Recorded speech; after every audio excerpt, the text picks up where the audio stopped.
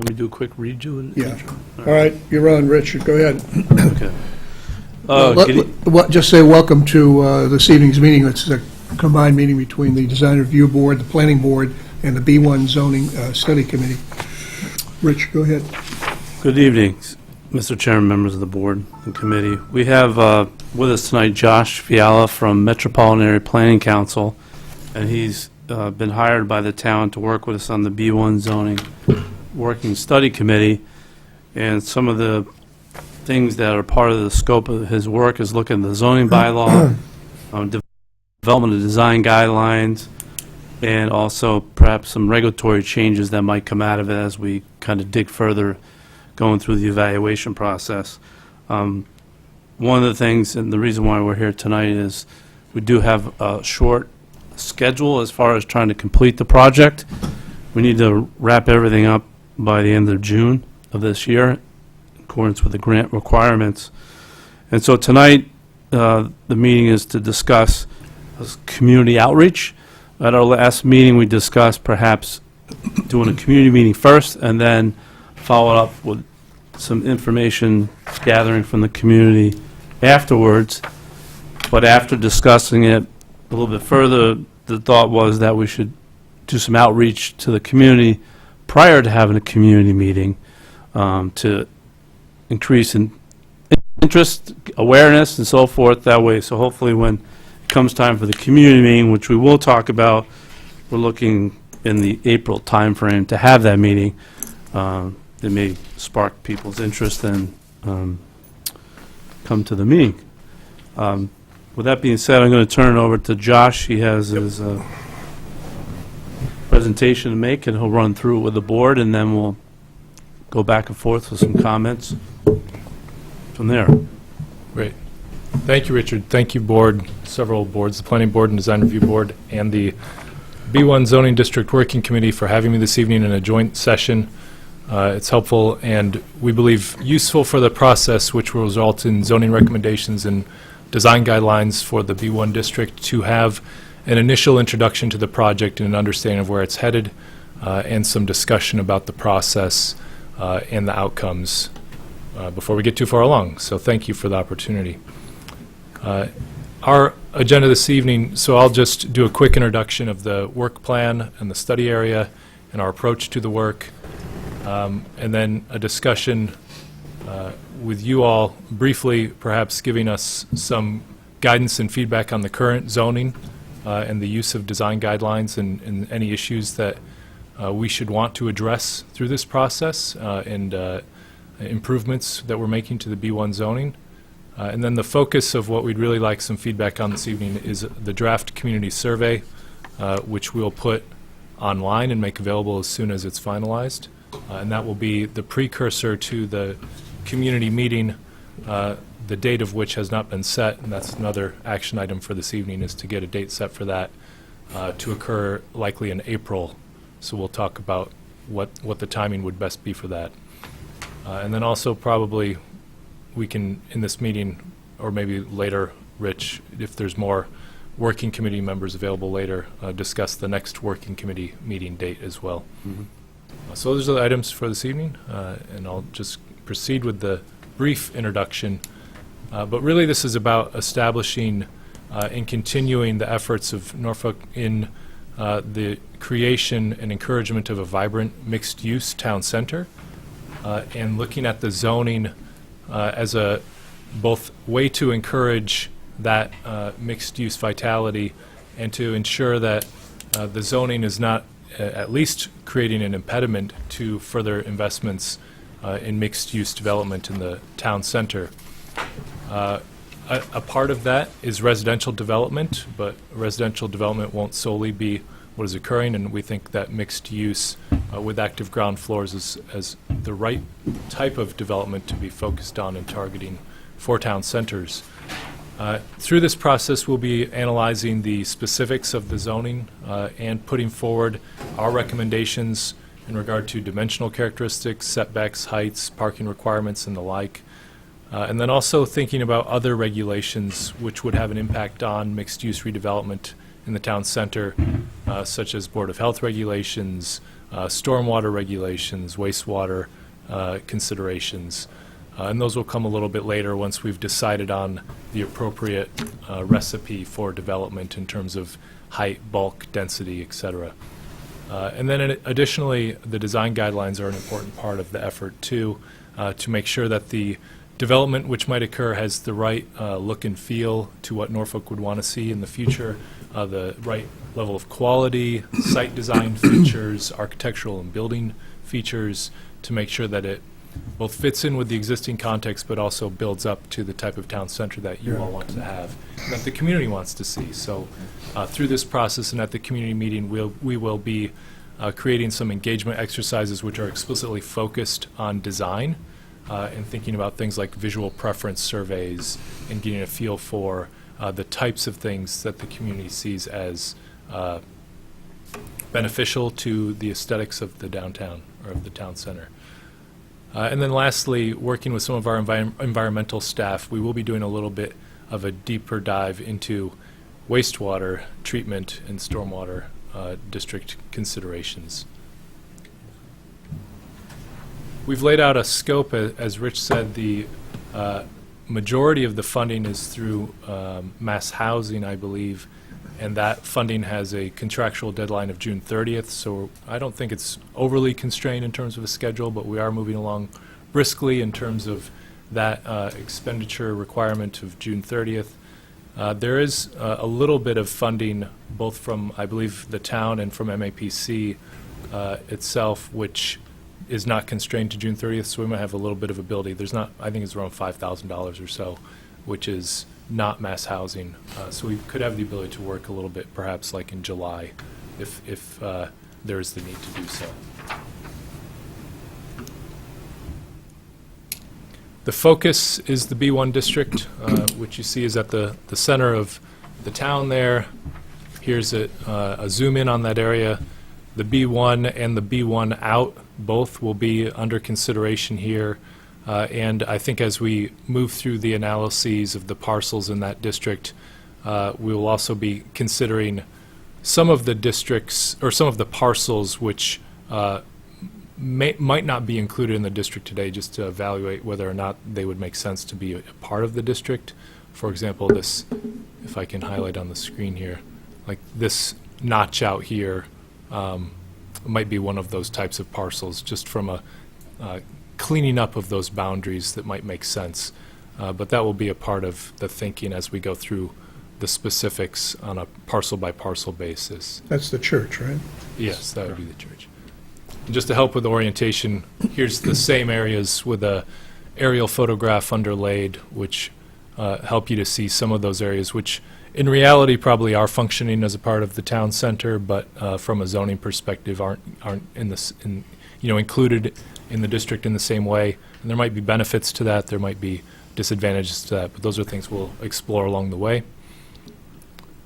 And here's a little bit even better perspective on the town center today, and the areas really which are ripe for redevelopment, and making sure that the regulatory environment and the design guideline and sort of incentives that are associated with those parcels are aligned to what you want to see happen there. So that's really what this process is about. So I'll pause there and just see if there's discussion or questions that presentation brings up, but then also if there's not, maybe circle back to just a brief discussion about some of the zoning issues that maybe you've seen through your practice and experience in the town center through recent projects. Questions first? Before we get to that, it seems to me that one of the things if you're going to create a little website for this, or put it on the town website or wherever, Sure. we also ought to have the existing zoning available to people. We ought to have the existing infrastructure, Yeah. a couple of maps that show the gas and the sewer and the wastewater, the stormwater, et cetera. And Rich, I'm sure, could help you with that if Sure. particularly if people are going to look at that and we want participation, it would be good for information for them. This is where we start with, Thank you. Sure. we can work with Rich to get that up on the town website. Probably is the most expedient way to do that, as opposed to crafting our own project-based website. So the intent is to post it and get feedback from the entire town? People are, what would be Well- typical feedback? For the survey itself? Yeah, what are you expecting people to provide you that would guide you? Yeah, so we can go step into the survey in a moment, but just in terms of community engagement generally, so we would be looking to engage the town broadly, all the stakeholders, hopefully and specifically reaching through the process property owners in the town center to talk about their own challenges or ambitions, and we can work with Rich to maybe get in contact with some of those specifically if they don't sort of involve themselves of their own accord in the process. But then also I think we are interested in other stakeholders that would be a part of a future town center too, like the commuters. And so that's one of the things that is an important part of the online survey, is it's a way to reach others that aren't residents who might not be plugged into public meetings or evening meetings or have that bandwidth to come to those. And Josh, I'll add to that, Gary, that we had a conversation at our last committee meeting that the town's, well, maybe not getting used to, but there seems to be a process that was sort of started or maybe continued with the Complete Streets process, where there were, the map was up at the library and there was the online interaction, the wiki maps or whatever. So the thought was, let's figure out a way to keep that town involvement interaction going. And instead of coming into a town meeting blind with people just, dumping information, allow them to dump it up front so that we could frame the conversation in the meeting rather than, well, maybe frame's not the right word, but we could make it a more valuable experience rather than just a brain dump. In terms of recent experience with zoning in the B1, I think the most recent experience we've had is the building next door, which is under construction, which is the credit union with some retail on the first floor and apartments above. So that's the most recent one where we, as a board, have dealt with the B1 zoning, I think. Yeah, and I think some of the common things you hear about the zoning regulations are, well, the allowed density is too low, the allowed height is too low.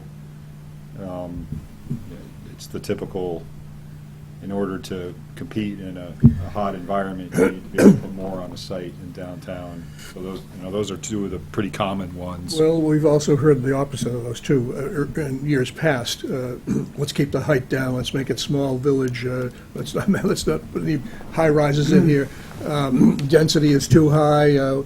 We tried to get a density increase a couple of years back, and so just be aware that there's people on both ends of that spectrum. So when you post it, would you ask people those questions? Would you just have a leading question to say, how do you feel about the limitations on height or density? Are we going to ask things about the apartments specifically? Is that a topic? That's what I was just kind of leaning over and asking about as well. Apartments in the B1 district.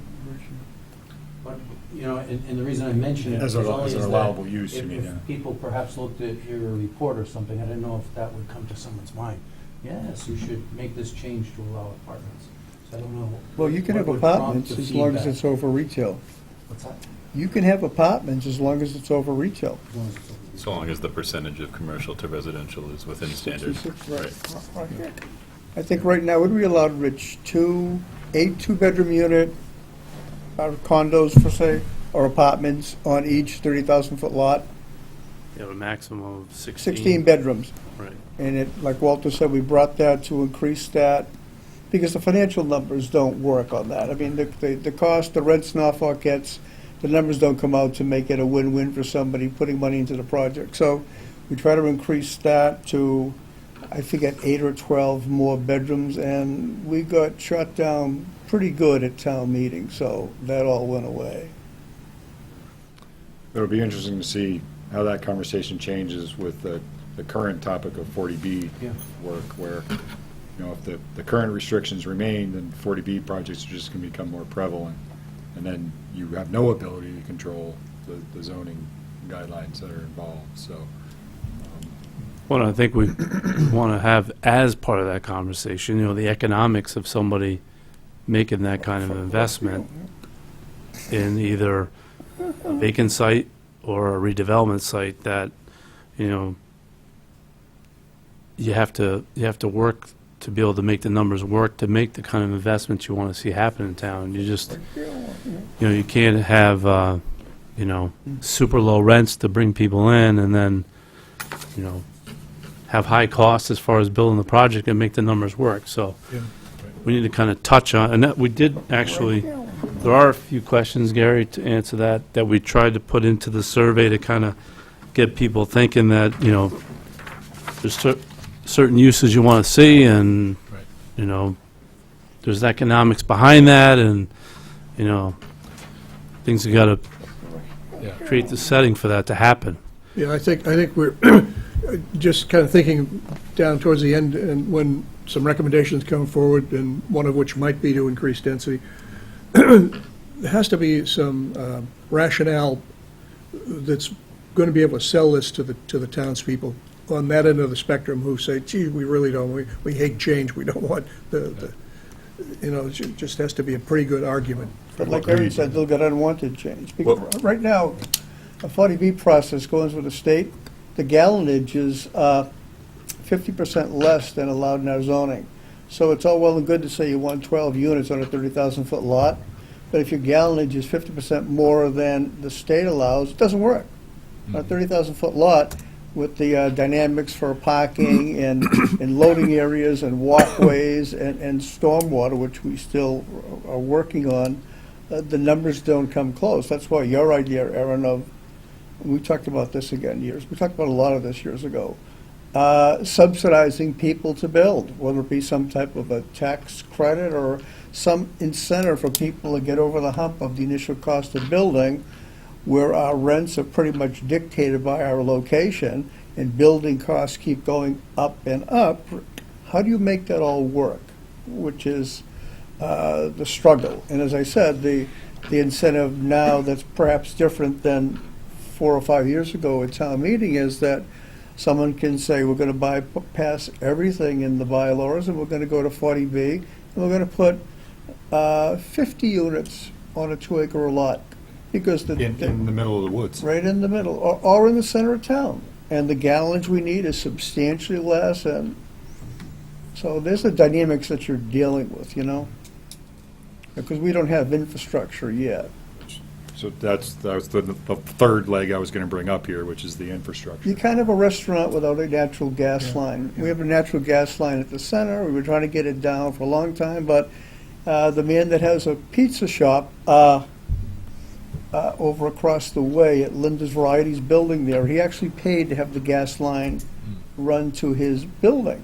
He has a Norfolk House of Pizza there, and I believe the cost, because the electric pizza oven, to get that going, they turned it on at 5 in the morning, and the cost of that for the electric was thousands per month.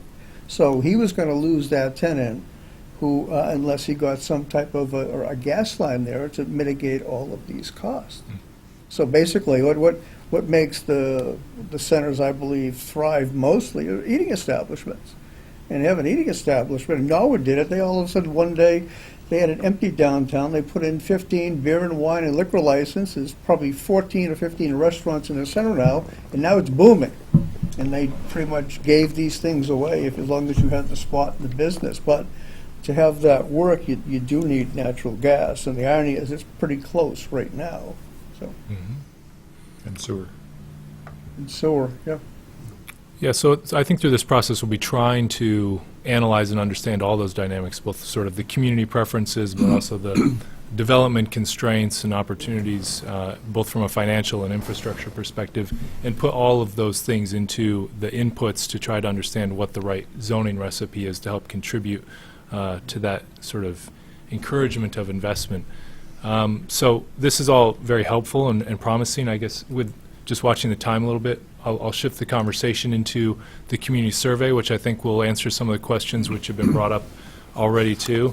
But this is meant to be an introduction to the process, really, and we can accompany the survey online with some of the materials which have already been asked about and talked about, some initial maps showing Norfolk Town Center and the availability of the infrastructure, I think the current zoning, and a little bit of analysis of what the current zoning looks like from our perspective. We can put all of those things up with the survey. And then the survey itself will have a little bit of the narrative which you see, which we put under this introduction piece. That will be a part of the survey. When you open it up, first click through on the link. And we'll also make the survey available as paper copies, so it'll be both online and paper.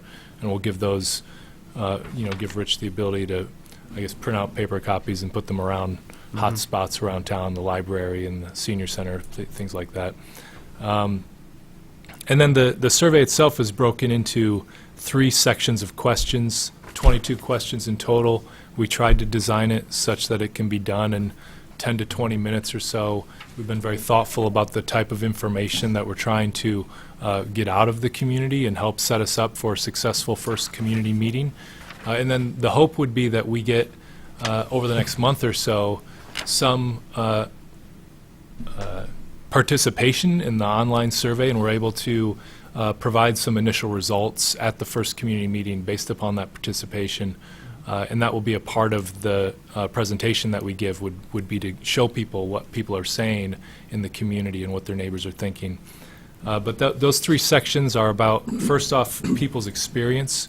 We call it your experience in Norfolk Center, just how they're engaging with the center today, how often they visit the center, what their relationship to the center is, whether they're a resident or other, how close they live to the center, why they're visiting the center, how often they're using the commuter rail, and if they're having difficulty parking in the center. So that kind of gives us a very, I think, useful context for what the center means to people and what they might, how they're engaging with it today. The next section is more perspective about how people would like to use the center in the future and how they individually see the center. And those questions are more about what would they find more enjoyable, what would make them use the center more frequently. Many of these are open-ended questions that we'll then analyze. What types of businesses would they like to see more of? What do you think are Norfolk Town Center's greatest assets? We've pre-populated some, and then have the ability for people to also add their own answers. And then what do you think are the greatest challenges? And then a sentence to describe the ideal vision. And then I'll just finish out a summary of the 3rd section, and then we can discuss, and I'd be happy to hear any, detailed or overarching feedback that you have. Then the 3rd section is gets at starting to frame what the next steps would be for this process, and tries to understand the willingness of participants to support a range of future investments or changes in the center. And that thinks about the types of development people would like to see more of, the types of development they'd be comfortable allowing by right versus by special permit. And if those terms, we might need to define some of those terms if people aren't used to some of that language. What the height of buildings people think are a good fit for Norfolk Center. Also asking about more building height and more density. If you'd like to see more residential units to support other amenities. That's a yes/no question. What types of design features, so helping us get initial information about the types of design guidelines and features that would be important to people. Types of amenities that you'd like to see development support. Whether or not it should be a mix of uses in the center. Architectural styles on a scale from traditional to modern. Preferences for the types of materials and buildings, exterior materials used. And then a willingness to support other investments which might help encourage future development, and we've listed what those may be. And then we'll probably have an open-ended question if people have other comments that they'd like to make that haven't been captured by any of those 22 questions. And then we also have Richard's contact information and my contact information, which would be included in the survey as well. And then if we establish a date for the April community meeting, we'll make sure that that gets posted here too, so if people are engaging with this information, they would have the date for that session. And hopefully this will get interest, but also give us very useful information to frame our recommendations as the study advances. So with that overview of the survey, and I know perhaps you've had a chance to look at it a little before the meeting too, did you have any comments about the types of questions perhaps that are missing, or wordsmithing on some questions? Yeah, on number 22 on the infrastructure says, would you be willing to support the town in additional infrastructure investments? Yeah. A lot of people know what that means, some don't, so I suggest you after infrastructure, you put parentheses, gas, stormwater, sewer, that type of, just so you spell it out for folks that don't miss it. Sure. Josh, I have a suggestion, I don't know Yeah. if Frederick has one, but for that question in particular, just maybe like to tee it up. Okay. I don't know if everyone makes the connection that some of the barriers are the gas, the sewer, the water stuff, so maybe to say, in order for the town to do some of these things, we need to invest in these, and then rephrase the question. Okay. Great. Just something we can Sure. think about the word. I have a quick one in item number 1, Yeah. which is the 10-minute walk from Norfolk Center. I think there's a very small percentage of the population that actually lives within 10 minutes. I think if you Okay. extend it to 15, you might get some people. Okay. So I don't know if 10, I know 10 is kind of a standard number, but maybe Sure. Norfolk's not a standard town. Or, I guess, what do we want to know from that question? Do we want to know if you could walk, or if you do walk? Or are we trying to create a policy for the B1 zone, whether you're how close you are to it? I think in that case, it's a little bit about some of the narrative that might develop out of this process, in that I think ideally from the town center's perspective, we'd like to have the ability for many people to walk to the amenities there. And if initially one of the findings is that there's not many people have the ability or can walk to the town center, then one of the motivations for some zoning recommendations might be to create an environment where more people could walk. So that would be one of the strings of narrative, which I think could help overall. But I agree, if it's, we don't want it to be set up basically to have no positive responses to it. You're gonna get a 15 minutes, or even just walking in general, if anyone has ever walked to the town center, regardless of time, would be another way to maybe think about phrasing it. Or would you be willing to walk to town center if Yeah. the amenities were there for you? Yeah, that's a good way to.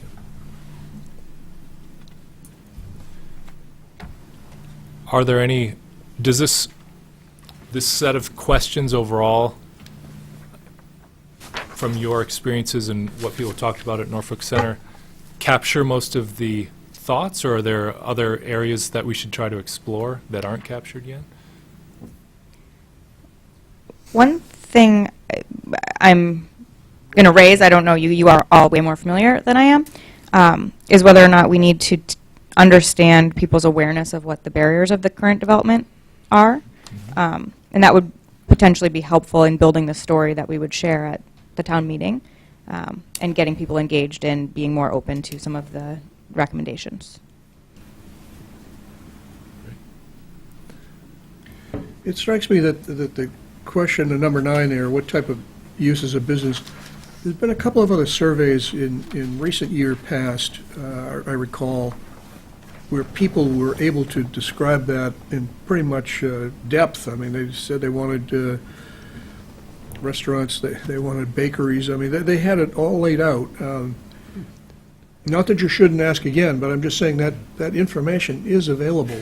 I was going to ask a similar question, which is, I wonder, from the number of studies that have been done over the last couple of years, is there a data set that we should reference? Yeah, you should reference it if it exists. I don't know. Yeah. I don't know where that data is. Available. I don't know where it is, but So the, We did have an event when the MAPC originally got involved with the town. We had an event at the library with Yeah. another representative of the MAPC. I think his name was Josh as well. That was the economic development study? The economic development. And so we had an event at the library where people could come and they wrote on a big board Yeah. the different types of things they would like to see in the town. Okay. and I'm not sure where that data is. I'll ask Josh about it. Okay. That's Josh Eichen, who's Yeah. Yeah. MAPC Economic Development Planner, so I'll talk to him when I get back to the office. It might be worth referencing that data, like we referenced the infrastructure map and the Yeah. Yeah, I mean, Yeah. a lot of people in the town are sort of familiar that we've engaged with the MAPC, and that was the original kickoff by letting the town know, you know, we were going to start this process, and it was about a year and a half ago that we Yeah. had started it. And so this is sort of the continuation of that effort. We're taking that original information and we're building upon it, and, you know, now we're working on this survey. Right. Was the intent of that initiative to come out with an economic development plan, or was it? a I bigger believe piece of we something? had some sort of draft or, We do have the final plan that, and actually Josh, Report, this Josh, is actually working with that plan and some of the recommendations, so Yeah. this work right now is actually one of the recommendations that came out of that plan. That was a townwide yeah, economics, so, which did include the center, obviously, but, And the presentation we gave to the working committee at the first meeting did summarize those previous studies, so we can put that presentation up with this online survey, which would give a context for all of the work that's sort of led up to and justifying this moment in planning. so sequentially, probably what we'll do is put up that study on the website, and then include announcement that a community survey, to your point, I think is coming forward, and then, kind of set the stage a little bit. We're Sounds talking great. about, just familiarize me with when we were thinking about trying to get the survey out. I think as soon as I think I'll take these comments in, and then there's not really any heavy lift, it's just a matter of putting this into the online survey format. We use Qualtrics, which is the survey provider, and then I'll give you a link, and that link can be shared Okay, probably as early as the end of this week or next week. okay. We can start getting that out. So we'll work this week to push some information out on the web, on the town website. And I was thinking too, Walter, that, 'cause I was thinking of making a similar comment that you just made, but I think there might be some value to repeating the question because of the context of the rest of the survey. Yeah. So, Yeah. yeah, it's repetitive. Yeah. but Well, as it's long as what- we reference the old data so Yeah. people can see it. Yeah. Yeah, I think it's appropriate to ask it again. It's Yeah. just that you should acknowledge the fact that it's been asked before. Because people might get data crazy and say, I'm tired of answering the same question, but nothing happened. Do you think, a few general questions about the survey, do you think it seems too long to hold people's interest in the town, having a feel for sort of town attention spans? And then also, does the level of information in the questions seem right, or does it need to be, do there need to be more definitions and descriptions about exactly what we're trying to get at? To your first question, what I'd do is I'd take a few people and find out how long it takes them to do it, and then say to people, this is a 7-minute survey, or whatever the heck it is, based on, the fact that it is, because you had 10 people try it. Okay. Secondly, It could be a little bit longer survey, because we are adding a lot of fill-in-the-blank options. So if it takes, yeah. I have a suggestion. So some of this is really like surface, kind of generalized questions about stuff that people would like to see at a higher level. And some of it's pretty specific in terms of the heights of buildings and the density and all that kind of stuff. What if we segmented it out into separate areas of saying, okay, this is a high-level view of what's going on. You can get into more detail if you'd like to enter this part, but we still capture that first part if people only want to finish that first part. Okay. Yeah. 'Cause I think it is kind of long. I feel like towards question 13, 14, you start to get lost a little bit.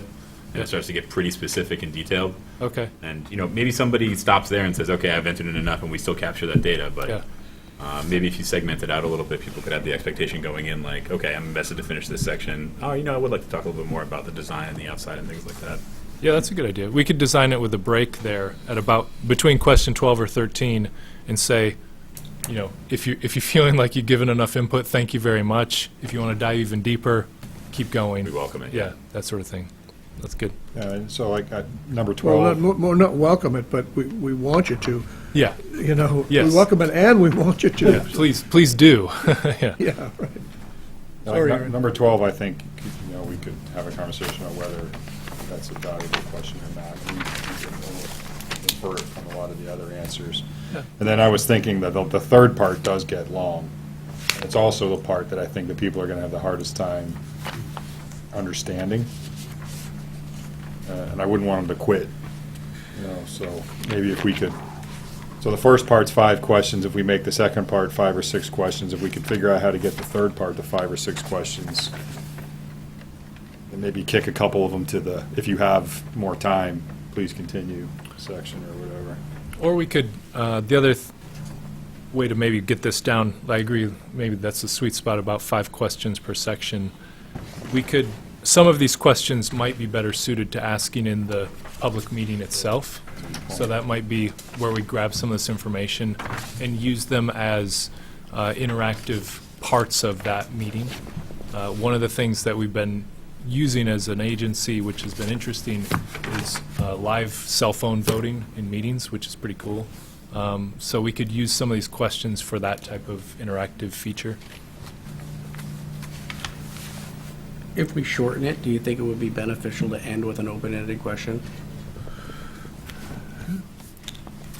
Or like make number 12 the last question. Or make something like, if there's anything that you feel pertinent to this survey that you'd like to share with us, here's a comment box. Yeah.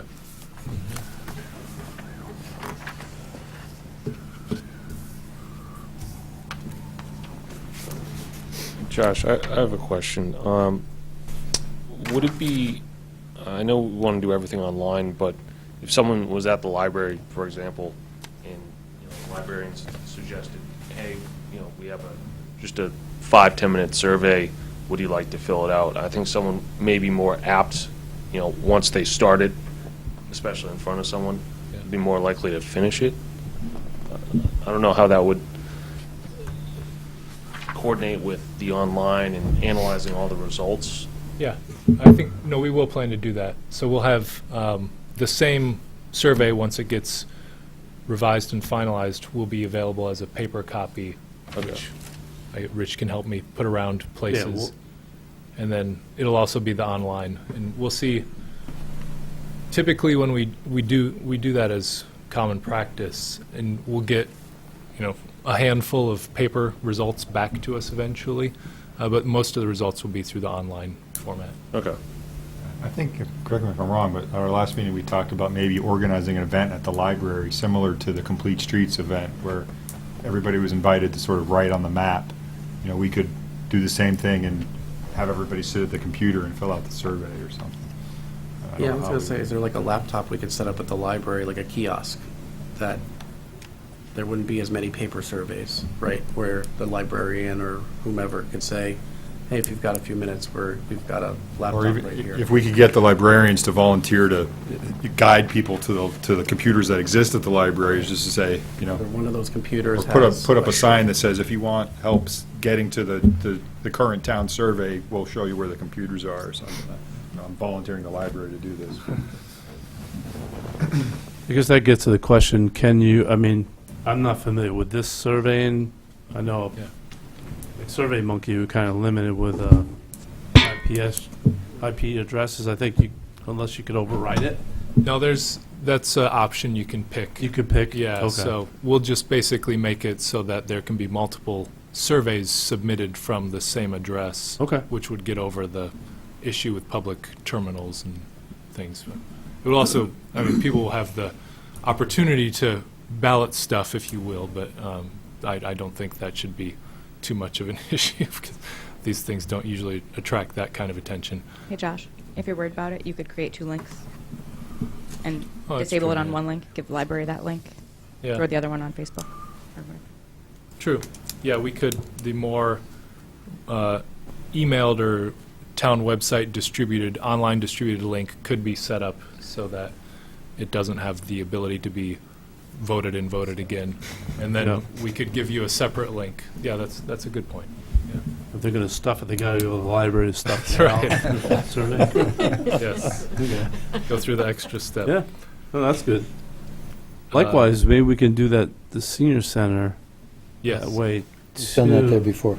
Yeah. With MRC, I thought they had a few computers there that we signed believe seniors they up, do. or for the reverse 911, I think that's what we were doing. That would be ideal as opposed to paper. All right. So a downstream question, you get a couple hundred people, you get a few thousand comments, and do you process those like language processing? You collect similar comments, Yeah. and then you kind of roll that out when everybody gets together in a town meeting, and you say, here's where the greatest areas of concern were, and Right. here's some of the comments we read. Yeah, so for each of these questions, we'll have some analytical output depending on the question type. Like if it's a fill in the blank, we will look for commonalities in those responses.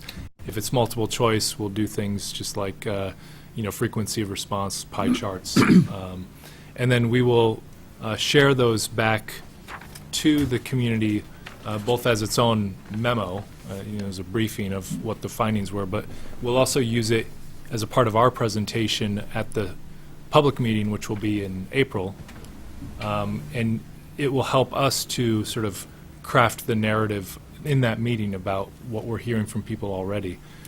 Depending on the number of results that we're receiving and how popular the survey is, we could leave it open also post-meeting and past the meeting to invite more responses and to build up participation in the survey.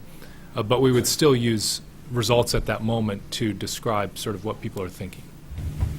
And that essentially is more or less what we did when we did the complete streets. We had the maps were available at the library and then online, and then kept it open afterwards. So And in that presentation, it's not likely we will use all 15 answers and analyses. We'll probably decide which ones are, turning out the most interesting from what people have responded. But then the memo that I talked about will have a more comprehensive review of the results. Do you try to get people to make trade-offs to see what the importance is? They might start to see some of that in the questions that we're asking, and then those types of things, depending on the answers, will be what we're highlighting in the presentation, and bringing in discussion about the sort of dynamics of redevelopment in this setting and what it involves. So we see this type of process both as a way to get feedback and understanding from the community, but also to share our experience about what is successful in these settings. Gosh, you might want to keep moving. 'cause Oh, we yeah. gotta- So any other thoughts about the survey itself? Otherwise, we'll work with Rich to finalize the suggestions we've heard this evening, so thank you very much for the result, or for the feedback, and then we will get both paper copies and links available as soon as we can to make sure that we have some good lead time there. yeah, maybe so we're going to have some revisions to the survey. Yeah. Maybe from process, maybe filter back through the B1 committee just to kind of do the final blessing before launching it is a possibility. Yeah, sure. Great. Yep. And then on to, in our short time left, just a quick discussion. We've talked some about what the April community meeting would look like, what it would entail, but what we'd really like to do is zero in on a date. April does have a school vacation week in the middle of it, and the Easter holidays, so that kind of takes out a decent chunk. So I guess one of the ways to narrow down on dates would be, do we want to be before that week or after that week? I think that's the week of the 15th to the 19th. 15th to the 19th, exactly. Easter's the 21st.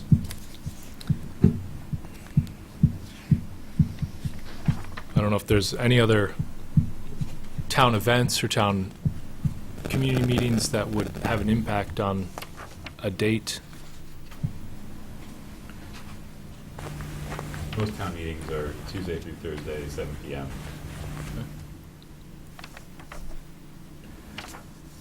And then after spring break, you have all of the spring sports starting, so. That would argue for before, right? Yeah. To avoid the holiday, yeah, that's probably the best way to go. Does that give us enough time to properly promote, though? But if it's sometime between the 8th and the 12th, I think if it's As I said, if that lead time of having the survey up and available feels a little short, we can just let the survey keep running and invite people to be involved. And I think it's reasonable to have some people who have maybe seen the survey and participated and are ready for the meeting, and others who might hear about it at the meeting and then participate. So we could target perhaps the Thursday, the 11th, would kind of extend that run-up as far as possible before getting to the holiday. I don't see any town meetings that night. There are no boards that meet on Thursday nights anyway, right? No. Cultural Council? I don't know. I Cultural Council. Does that sound reasonable, the 11th of April? Yeah, sounds reasonable to me. And that would be from 7 to 8:30, something like that? Does that seem Yeah, typical? give room for the train. We'll need it. I guess, and then the location is one, any thoughts on where to have the meeting? I think there are a variety of options, per se. I don't think this one's big enough. Well, we got the library, right? You've The got library. Freeman Kennedy. Freeman Kennedy. Kennedy. And I School's think- probably better. Cafeteria works well for the last meeting. that we I think did. the Freeman Kennedy would be a Yeah, it worked well. good fit. Yeah, that worked. Okay.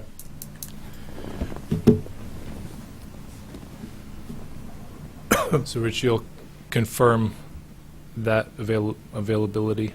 Yeah, I'll put the request in. Thank you.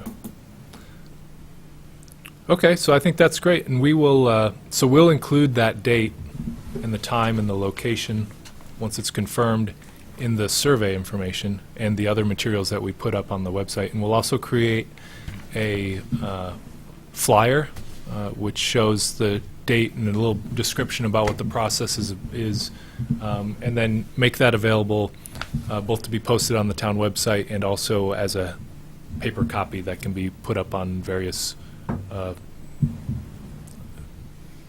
guess, poster board areas and things around town. Let me throw out one tweak to what I just said earlier. I was talking about bringing it back through the B1 committee and then getting it out, but that could present a scheduling issue with the B1. So as an alternative, everybody, it goes out. You can individually just let me know if you feel a lot of pain in what's the final product. If necessary, then I could convene a meeting of the committee to go through the questions. But if it seems like we hit the point based on all the feedback, it would just continue to roll to get it out. Is that worth? You think that would be something we could do? Yeah, I mean, I can't imagine this going out with something egregious that would throw everybody off, so I think I don't that's pretty reasonable. think so, but Will it just be content that we're gonna look at, or are you actually gonna send us the survey to actually manipulate and take, where we can actually see what the community's gonna be taking and like how long it's gonna take? Yeah, the next version, as I integrate all this feedback, I can send out as the actual community preview link, and you can, so then you could be the Take it.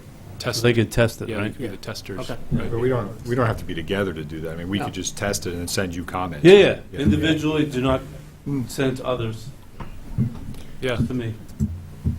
Well, maybe my ambition will be try to get that turned around this week so that then maybe you all have the opportunity to take a quick test of it over the weekend, and then we can, next week, hopefully get it ironed out and Yeah, live. that would be ideal, I think. Okay.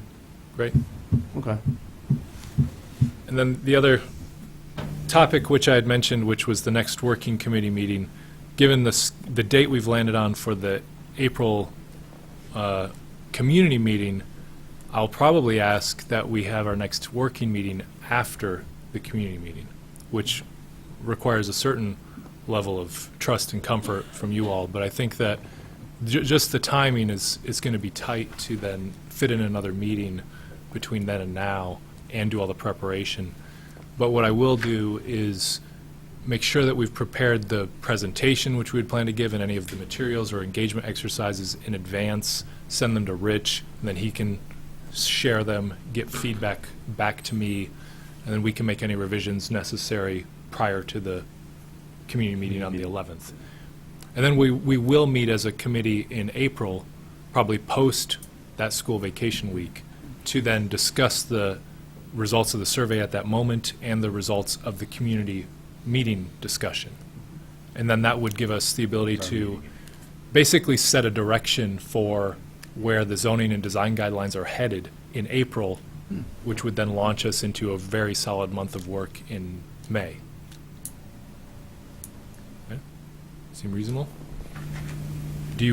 While we're all here, do we want to try to set a date for that working committee meeting? Probably not, because, so we don't have Steve, we Okay. don't have Jeff, we don't have Ed, so I'll just send out, give me some dates, and I'll send out to everybody and kind of, That sounds good. we'll do a survey or There's only 1 week left in April. Yeah, so we'll after the target vacation, so. we'll target something between 4:22 and, well, we've got 4:29 and 4:30 the following week. whatever. One of those between 4:22 and 4:30. Yeah, okay. A weekday. All right. Well, we're just on time, so thank you very much. This has been very helpful. Thank you. And, we hope to engage with you all again, perhaps in another similar special meeting later in the process. One last thought I have. When it's all said and done, and you've got recommendations coming forward, which we'll probably end up taking to the fall town meeting, I would guess, I think you need to think about not only the information itself, here's the recommendation, but how to position them, how to make them attractive, how to sell them, if you will. Marketing is important, as well as just the raw facts. Here's the 3 things, zoning changes we recommend, here's the architecture things, here's the, it isn't going to sell unless you can figure out how to package it and present it in a way that it's going to be attractive and economically viable for the town. Right. So, just that. Sure. Thank you. All right. Thank you. Thanks very much, Josh. Thank you. We're to adjourn a public meeting. Continuation. Well, this is well, it's a separate public, isn't it? Yeah. It's a separate meeting, yeah. So we're adjourning the B1. Motion to adjourn? Yeah. All those in favor, say aye. All right. You want to stay there? Just stay there? No reason to move. I do. Unless there is a reason to move. Why? Betsy looks comfortable. Oh, Betsy, okay. I thought you meant that? Aaron. I was like, you just eject them? We were wondering if we need to. No, actually, you know what, can you slide down one, I'll sit in your seat? Is that all right? Yeah, sure. Nice to you. No, Oh, hey, no worries, man. No, yeah, hey, it happens. pick it up with the, Where the hell was I? They stopped for like 5 minutes. You all, We can break. Yeah, we can take a quick bathroom break, sure.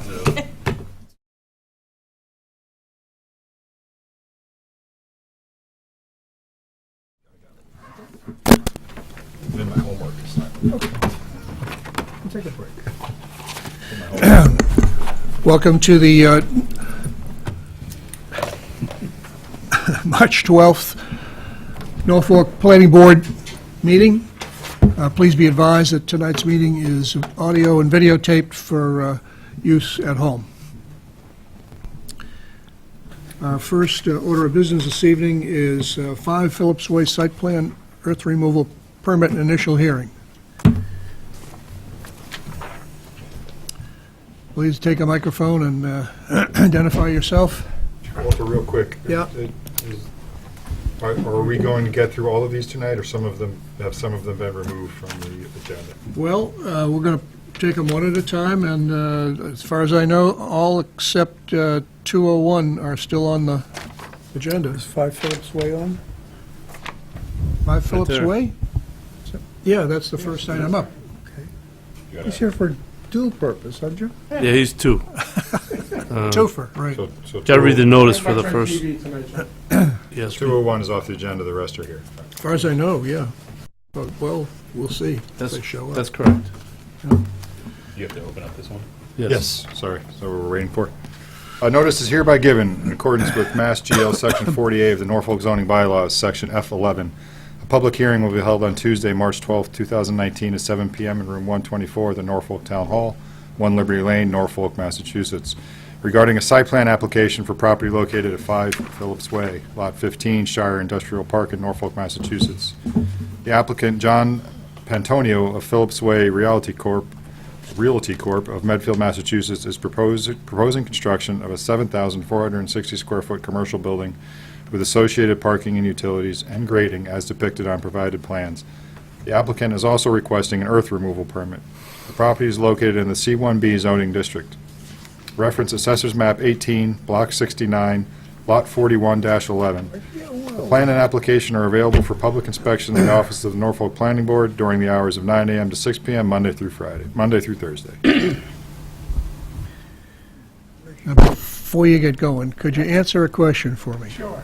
On March 8th, 2016, this board approved a decision for essentially the same thing on the same piece of property. Correct, and then I believe that decision was extended to sometime in this year.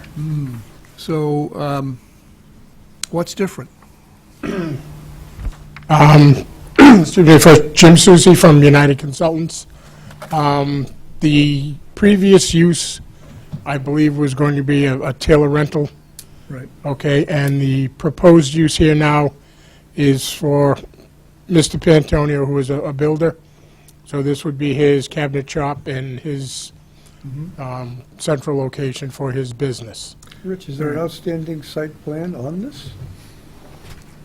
There is an approved one that was extended this year, but there are changes to this. Well, that's my question. Are we amending? No, this is a new site plan. So doesn't, you kind of have two site plans going at once, I don't believe.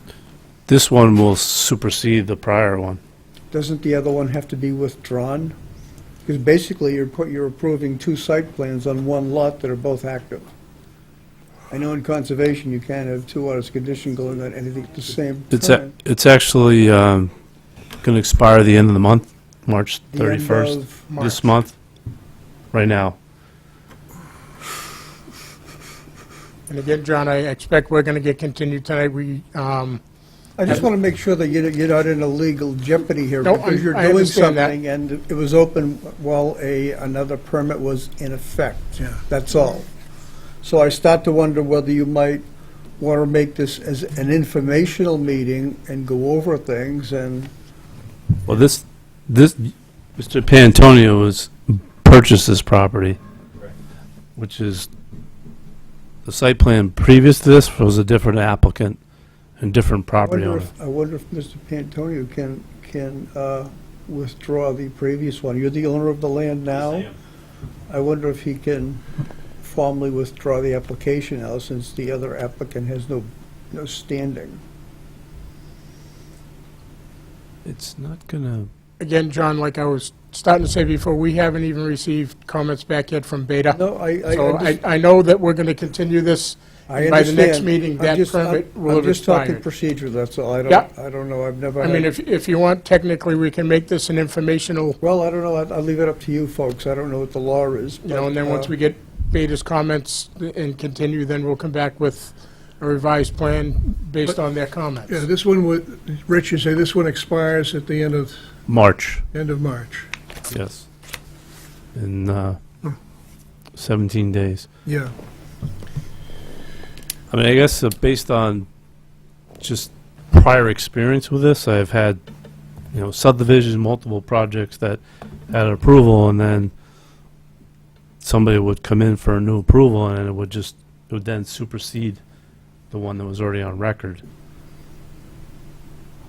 I've never had I somebody guess we could go forward, and then if town council said it wasn't proper, we could start all over Start after all- March 31st. Make a full right? presentation at the next meeting. Yeah. I guess so. Yeah, we could do that. We could do that.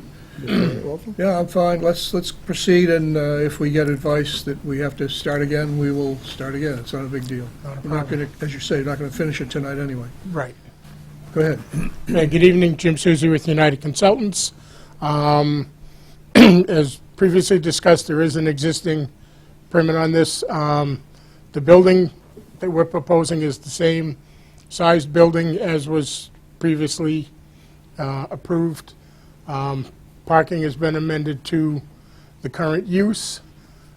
We have amended the drainage system.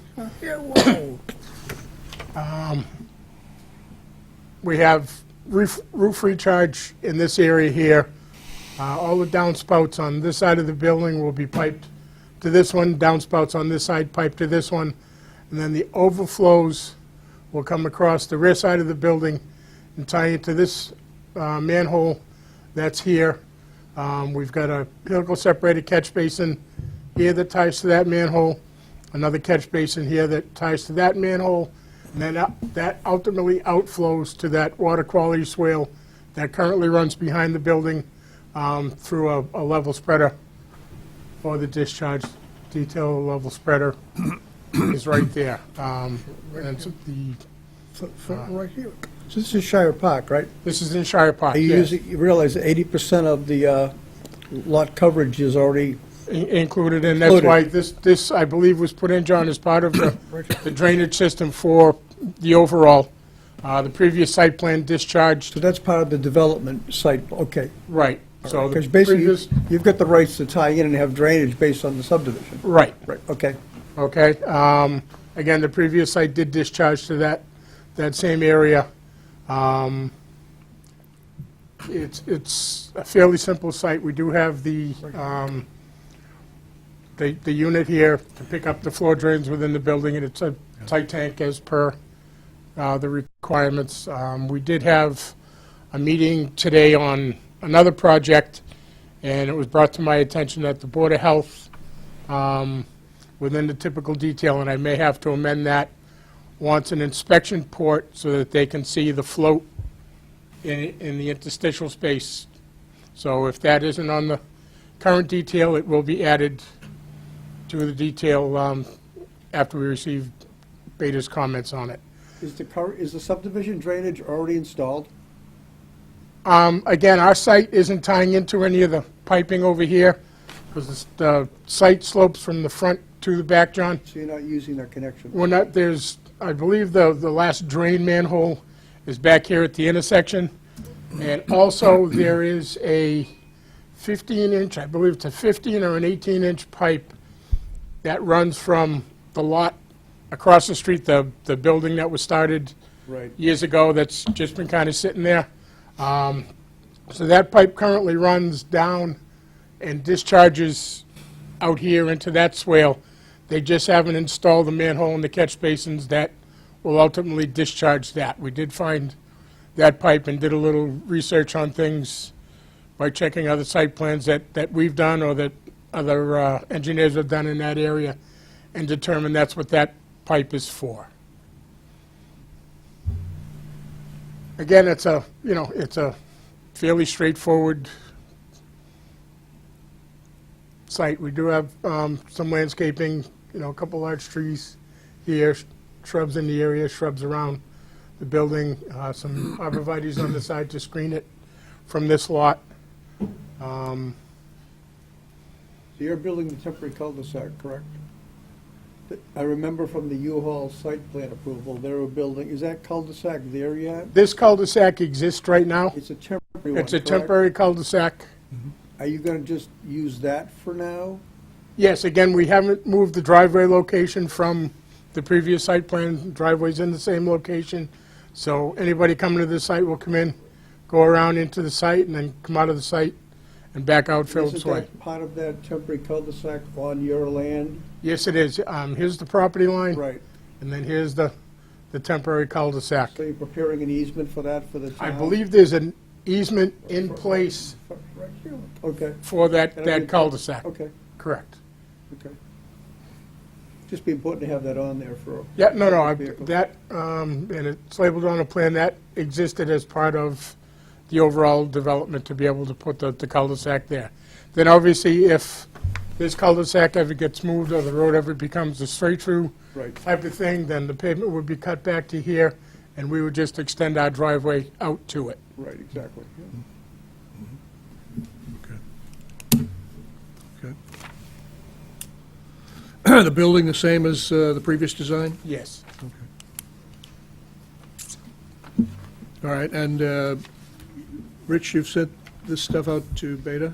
That's correct. Okay, They're doing their review right now. fair enough. And at some point, we want to give the DRB a shot too, right?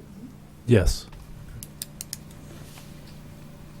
Have they submitted the architectural drawings with colors and materials? Have they submitted the materials or plans with the colors and materials for the building? I don't think so. You didn't submit your architectural. They're not going to change from the previous building. From the so when people are saying previous building, you're talking about for this particular project or the one from No, 3 years ago? This particular, 3 years ago, From 3 years ago? yeah. This is a U-Haul building. Okay. Okay. Well, if they're not changing, then we may have looked at it 3 years ago and.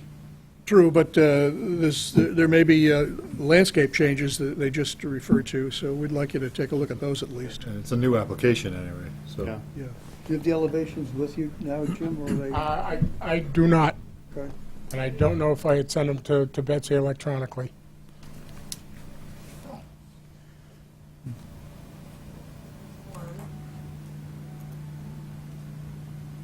These are 3 years ago, Bets? Yes.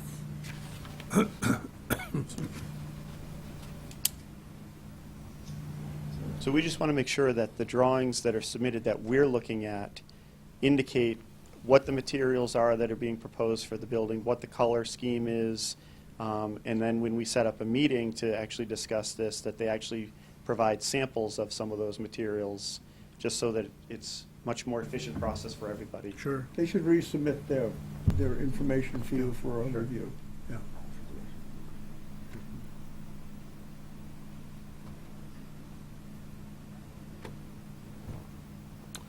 Okay? Questions from the board? No? All set, thank you. See you next month. Okay. You're gonna have to When- budget today. Yep. Motion Need to a motion? continue. Say again? Motion to continue to next month, April 9th. April 9th, 7:30. 7:30. April 9th at 7:30. Motion to continue to April 9th at 7:30. Second. All in favor, say aye. Aye. Aye. See you in April. Thank you very much. All right, next up, 134 Main Street. Request a continuance. Request to continue. Okay, we need a motion to continue for 134 Main Street. Move to continue 134 Main Street to Tuesday, April 9th at 7:40 PM. Second. All in favor, say aye. Aye. All right. Are we going to hear from 273 tonight?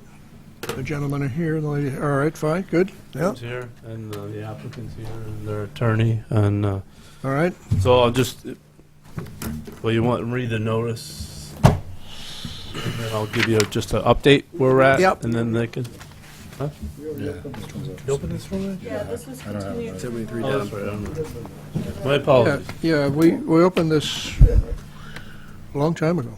Okay, that's right. Paper. So just by way of update, we did have a meeting this morning with Phil Paradis from Beta to go over the peer review comments that were already raised, as well as some of the comments from the building commissioner, as well as the comments from Jan DeLonga, the conservation agent. Yep. So we discussed those this morning. They do have a revised plan that addresses some of the comments that were made from the prior peer review, which they'll go over tonight for the board. So be discussion on the, the site layout and some of the other requirements.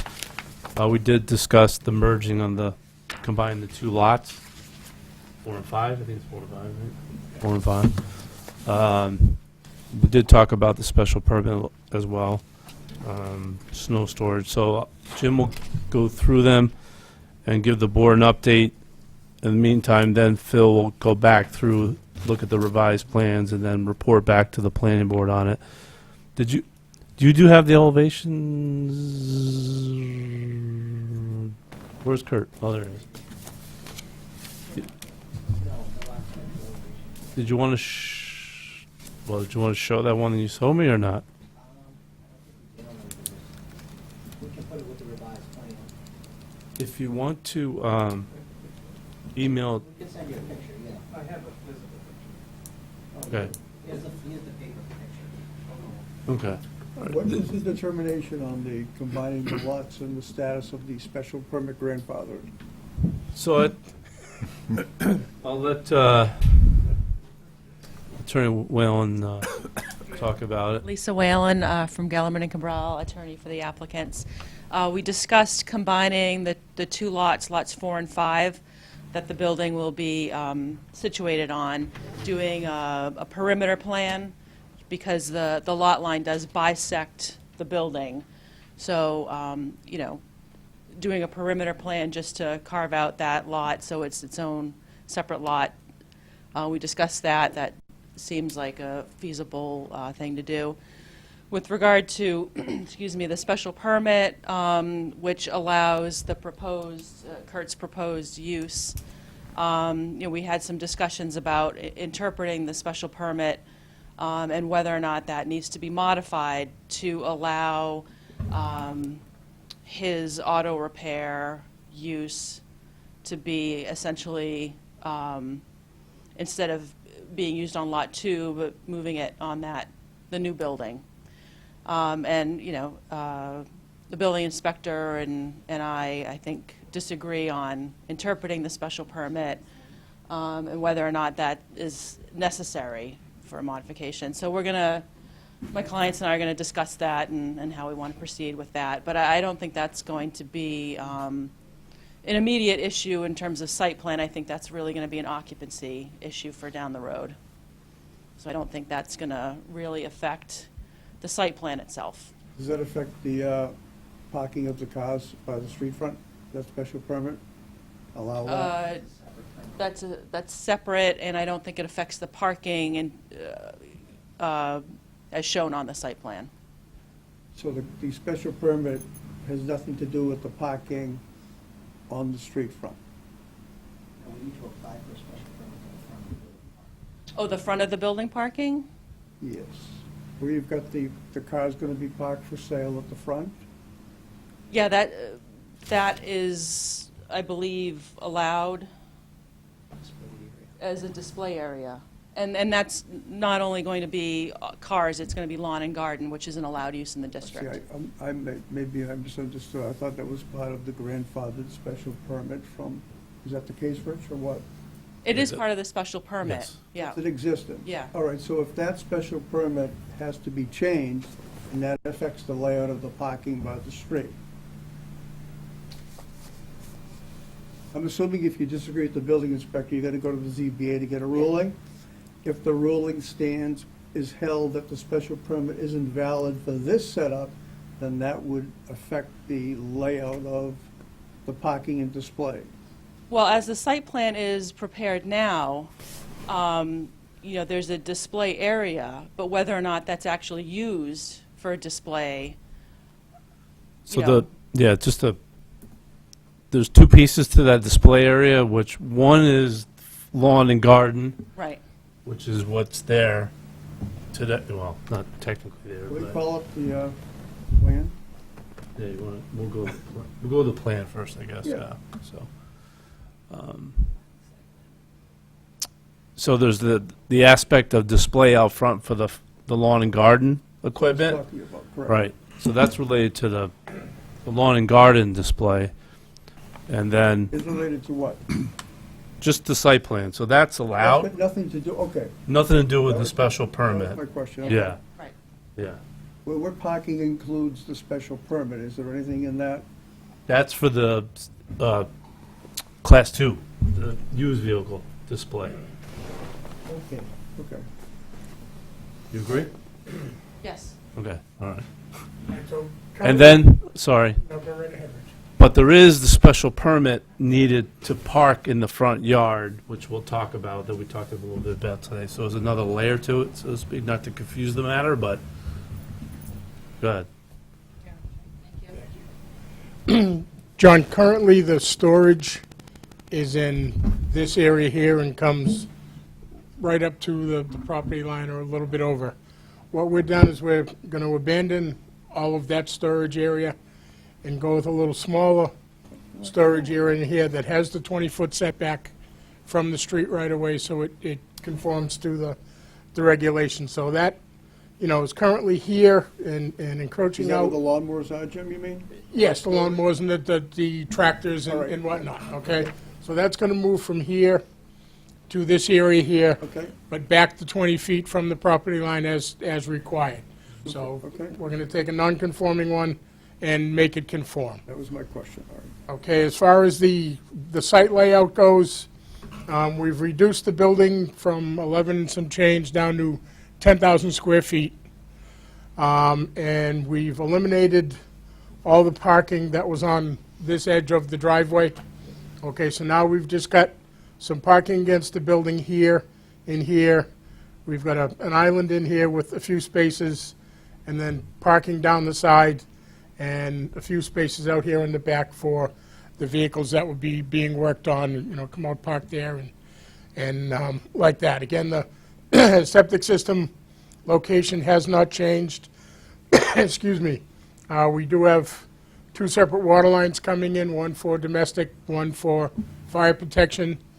And we've done away with, if you remember the previous plan, we had a rain garden out in the front here, and we had a large infiltration pond out here in the back. Can you go to the grading utility, please, Betsy?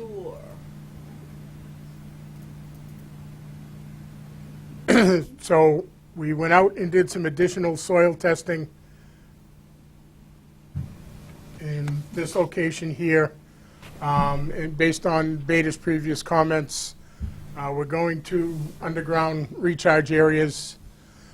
We've got a helical separated catch basin here, here, and here that will be tied. So these two will be tied together, come into this recharge area here, this one to this one here.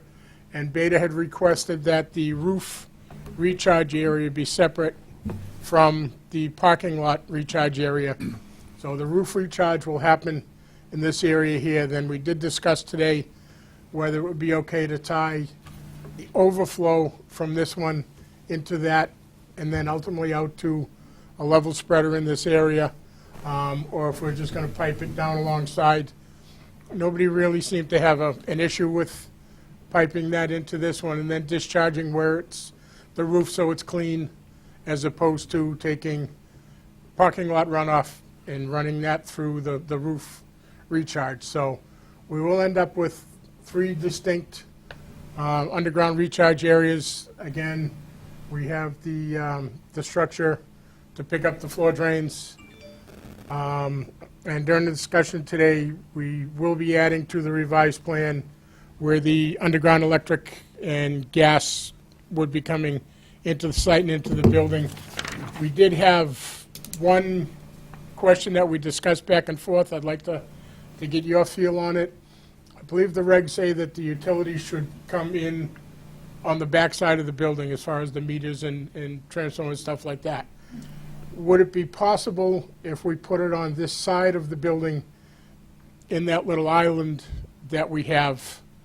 Because again, the back side of the building is pretty much paved all the way around, and to put those somewhere along there, we would have to put an island around them to protect them, or some bollards or whatnot. But over in this corner here, they would be fairly well protected from traffic mishaps. If it's an issue, we could put a couple of arborvitaes in this area to screen those, but, Is that Okay. the reason why they're put in the back, is to be able to hide them from street view? Yeah. Yeah. That works for me. okay, I just, Or a fence or a screen. And what's in there, just electric? It'll be, well, the gas meter, gas meter? water meters will probably be internal here, so Just gas? And gas elec- and electric. possibly Electric. if electric needs anything out, the electric meter and whatnot like Okay, that, so yep. it should just be meters. Do you have a storm scepter in there where that's in a resource area? What I'm using, John, is the helical separator catch basins. So each one is a water quality unit that provides, oil separation and 80% TSS removal.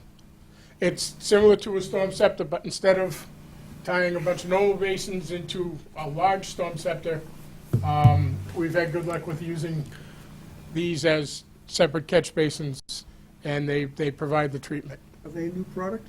No, they've been around for a while.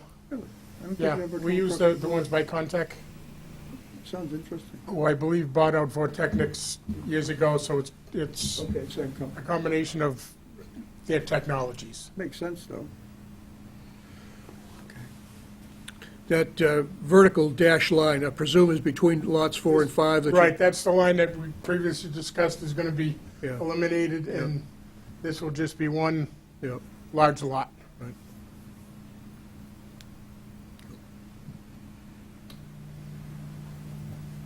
So, those are the major changes we've gone through. Can you go to the planting plan, please? I did want to just kind of get the feedback again on the site layout and the park in the front, because I know you talked a little bit about having them look at it. This layout will need to go to the Board of Appeals, the park, the way it's proposed, so I just want to, One of the things we looked at with the previous discussion about no parking in the front is the 50-foot buffer zone runs right through this area here. So I pull the building forward a few feet as much as I could, because the building has to stay out of the 50. So we've got this corner, a foot or so outside the 50. Otherwise, we could have pulled things more forward and done away with this and put it someplace else, but because of that constriction, this is as close to the street as I could get it. But like I say, we've eliminated all the parking that was along that side in the previous site plan. In that curved area, is that a fence that's vegetated. right there, starting there? Is there a fence there going behind the display area? In other words, right now, there's that tall Yeah, 10, 12-foot right. fence. That's coming down. Yeah. And there'll be a post and rail fence along that area. Okay. I'm looking at, what am I looking at? Is it bushes, or what is it behind that display area? Well, this line here is the existing tree line, Yeah, okay? And then we're Display proposing area, I think, also. tree plantings. there is tree plantings there, that's the Yeah, question. the large circles are the trees. That would be the plane tree, red maple, red oak, Okay, yeah. star magnolias. That's going to be the display area. So like I say, we've got trees But I was along here in getting- the entrance. Yeah, what I was getting at is that, was there a fence that was going to prevent people on the street from seeing the parked cars? And I guess the answer is no. No, it's just going to be a 3-foot, 4-foot high split rail fence. Okay. Interestingly, the presentation is they've moved the parking, but they've then parked equipment where the parking was. Yeah. So we can have a conversation about whether that was meeting the intent or not. Which I like this layout better than the one we had, so I think we're going in the right direction. And I suppose, I was going to speak for John here a little bit, but I think the display area is an improvement upon the existing condition. My only request would be is if, especially because that, yes, the parking's moved, but now it's a display area, so there's still paved or parked areas in between the street and the building, right? So the building still isn't Well, talking to the street. This I'm just- area will not be paved. Right, but then behind it, there's the paved parking spaces. Right, you've got right? the driveway. So I guess, yes, maybe we're limited to how far we can pull the building to the street because of the setback, but there's still parked equipment and cars in between the building and the street. Again, this is improvement upon where we were. If I could make one more request, it might be just take one more look at maybe if we could slide those 3 or 4 parking spaces somewhere else, or have a conversation about whether we really need them or not, and maybe make that a landscaped area, so the building, you know, You mean these 3 or 4 here? no, they're to the right there, yeah, The those, ones against the building? yeah. Right, if you could connect those trees with a landscaped area up to the building, right, Do that's, you have your required parking without I those think 3 we're spots? just on what was, what we have as per what is required. You're at the I do very have to end. take another look at that, because in Phil's comments, he wanted me to change what I had used for the required parking. He wanted me to change a couple of those numbers, so I'd better rerun back through and come up with what the required number of spaces are, and then we will meet that.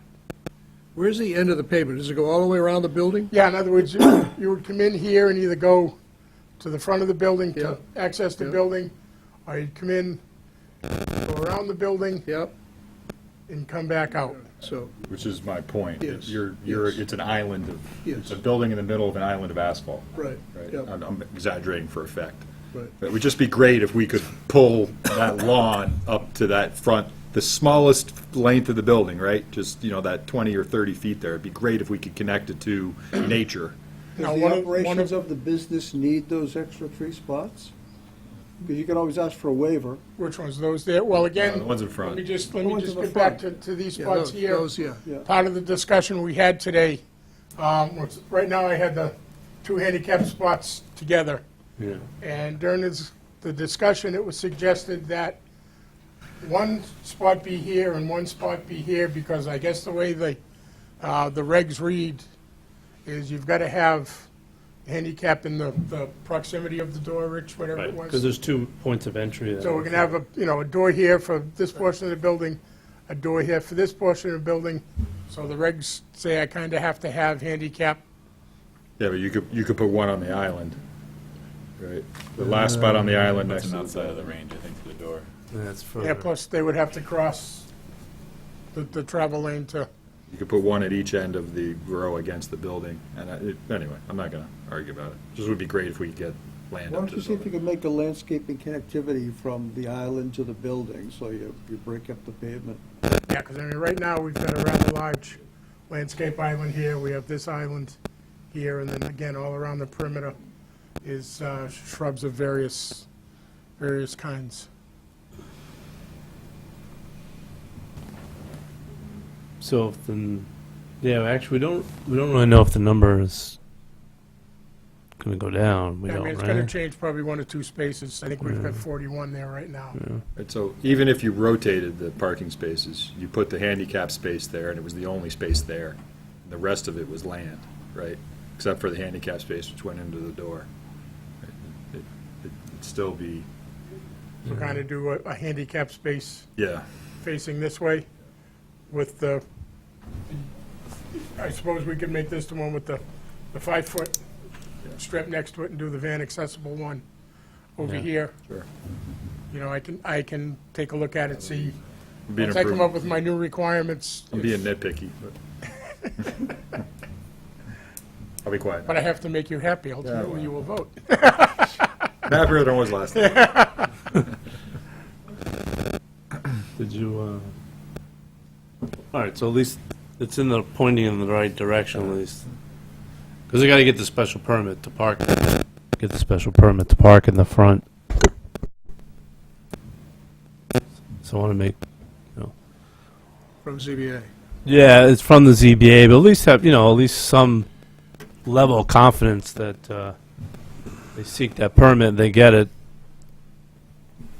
They're in good shape, as opposed to not favorably received here.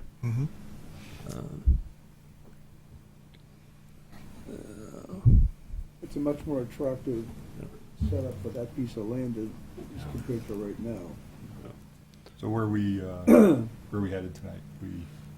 So for tonight, this is really to give you an overview of where we've come, kind of hitting the points of that were raised in the peer review and the planning board. They will have to file, like I said, with the Board of Appeals for the special permit out front. They still need to get to DRB as well yet. So that's still needs to occur, and they'll have to come back to the board with the revised plans.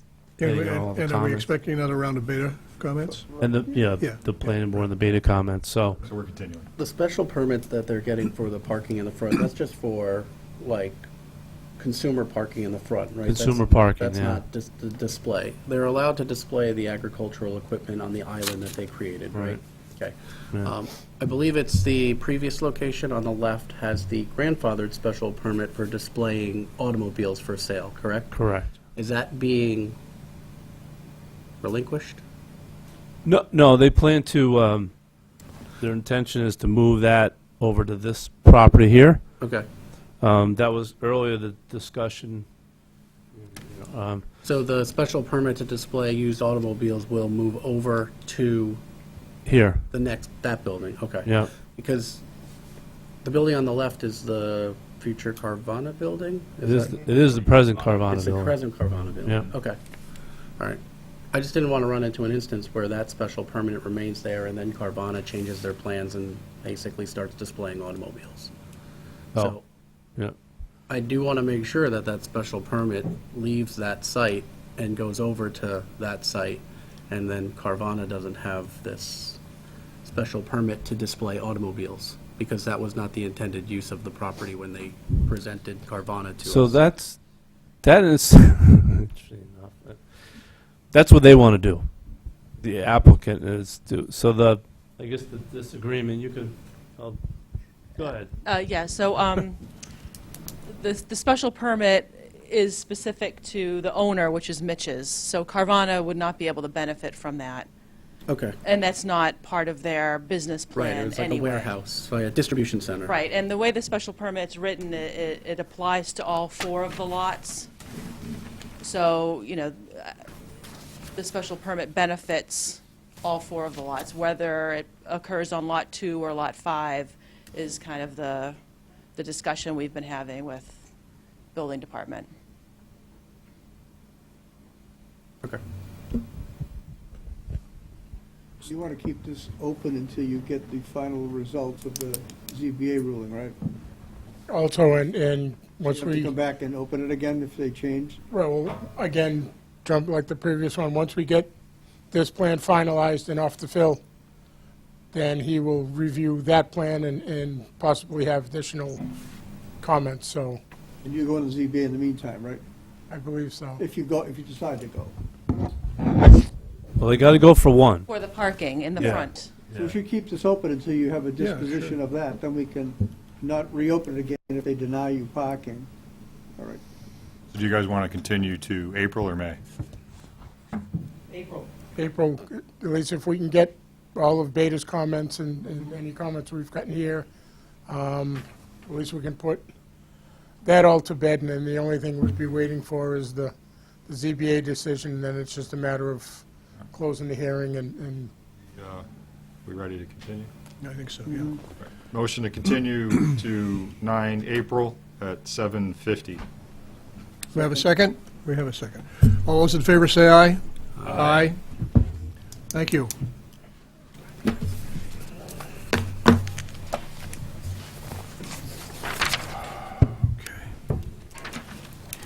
Next up on our agenda is 3 David Road, site plan and earth removal permit. Thank you.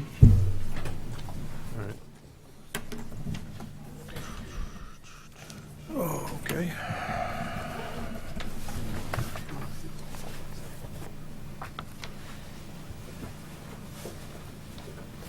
don't know if they would change, but it does seem like they wanted that to be something that they could have. Because remember the first drawing that we saw for the concept was the. The paper copies for the old folks, I'm gonna have to get my, computer bringing. That might be where the disagreement. New paper copies for the old folks. John doesn't have anything to hold. I'm with you on both. Right. In between. Computer's not working tonight, so. I did not know special permits followed the owner and not the property. Well, that's, I think, where the disagreement is. Yeah. I thought he has paper copies. Seems a little... Drawings. So this is a continuation of Good. our public hearing for site plan and earth removal permit. So please identify yourself and go ahead. Good evening. I'm Brian Weiner, a civil engineer, Dunn and McKenzie. So since the last meeting, we made revisions to the plans and addressed the beta review comments, and I believe at this point we're down to a handful of items, and thought maybe it would make sense just to go over any open items, which my understanding is limited to the landscaping and other things that were deferred to the board. I don't know if there were other items to go over, but that was my understanding after reviewing the letter. Did the design review board get a chance to look at the landscaping issues that you're referring to? They have not. We didn't file with the design review board. And so I believe our goal, if it's possible, would be to have that as a condition. All right. Good. So I guess just brief changes, just address most of the comments and calculations. We provided overview plan for stormwater management. We updated the O&M plan. So I think the next step would be to go before the design review board. And We happen to have a design review board member with us this evening who could describe what they would like to see you bring to the table for that discussion. So if you could lend him a microphone. So as part of the submission that you make to us, we'd like to see architectural plans, elevations that have the materials identified as well as the colors, and then bring as well to the meeting any samples of some of those materials, but then obviously a planting plan as well that might indicate, like I said, plants, but also fencing, anything like that you might have as part of the plan as well. Okay. No, understood. Sheet 6 shows our proposed landscaping right now and fencing, and we do have those details that we can share with you about the building materials and the renderings for the building. So we'll put that together. I don't know if it makes sense to go to sheet 6 now. That's Sure. the landscaping. That was from the last meeting. You want to touch on the stormwater that you asked about before we go to landscaping, or want to go back to it? Remember you asked landscaping? Okay. Yeah, we had a few trees in front, and we had some areas of landscaping and some grass areas. All of the unissued comments on beta are all referred to landscaping and screening, but where we have Dave here, I think you could just take the beta comments on the landscaping and screening and incorporate them into your review and give us a final product. Sure. I think that's probably the best way to do it with the folks that really have the expertise there. Except for here. Yeah, they're in the last page. Yeah, I And then- know. yeah. So they can just review that directly. Sure, Yeah, that would be great. sure. I wasn't here for the last meeting, but I did watch it, and my question was, so you've got your infiltrator stormwater basins located where? So Did you swap them with the septic area, is that what you did? Yeah, we moved things around. If we could go to drawing sheet 3, the revised one. So we have all infiltration chambers towards the front of the building, and we relocated the septic system to make it work. Okay, so where are the chambers that, because this is, my concern was the runoff to the other lots, because it's kind of tight. So where are the chambers that are in there now? Yeah, we'll flip to that sheet. It's sheet 3. They're all moving to the front of the building. Okay. So they're all in this location here. How So many we are have there? 2 separate systems. We have a separate one for roof drainage and separate for the parking lot At drainage. least two test pits under each of those. We do. And what is the groundwater separation there? It's more than 2 feet. It is, okay. A lot more? The one that's at the higher elevation, it's just over 2 feet, say 2.2 feet. as you get further down gradient, the separation becomes more. You know, for example, on the high side, it's, say, 3 feet. By the time you get to the low side, it's closer to 5 feet. The reason Beta talked about an operation and management plan that the owner was going to have is because if those storm scepters, so to speak, are not maintained and they get clogged up, which they do, you're going to have that water flooding the street. So one of the comments, I don't know if you guys put it together or not, the organizational management plan that you said the owner was going to be doing? We did. We You have provided that. All right, Yeah. so we should have that here for our record, and maybe let the DPW look at that, just in case those, because over time, those things do get clogged, they do not take the same amount of infiltration, and they can back up. So there has to be a program to maintain those regularly, okay? And again, especially by, well, for your own sake, because you're near the building, but for the town's sake, because you need it right away, so. If you can bring that to, Rich, you could probably give that to, Bob? Bob, as long as he okays the, the maintenance procedures, then we should be fine. Okay, thank you. Yeah, we should note, too, that Beta recommends a condition similar to on U1, the last page, utilities. It's a permit, condition of permit. We shouldn't forget about. Yeah, that's right.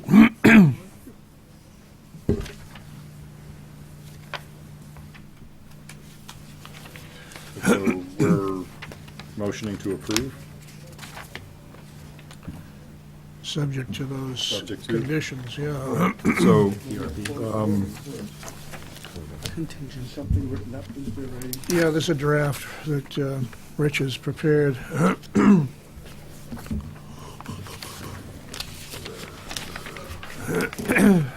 Yeah, so I did prepare a draft in advance. Is the board comfortable with, which did include a condition about going to the design review board, Mhm.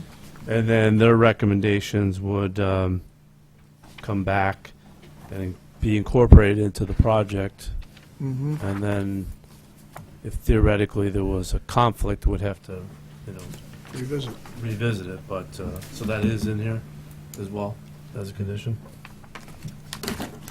E1. LA2 through LA5. LA, yeah, so we do have that. Well, I think we have that, because we have DRB as a condition in here. Just so we can look at the language of that, what page is it on, Rich? Or what It's number? on page 3, number 2. Page 3, number 2. Now I got this right thing here. I think we should I probably don't think we just, have that. Oh, number 2 down here, okay. there's no problem closing the hearing, but I think we should hear from the design review and the DPW before. Again, this is, I Voting don't mean to be before, yeah. redundant.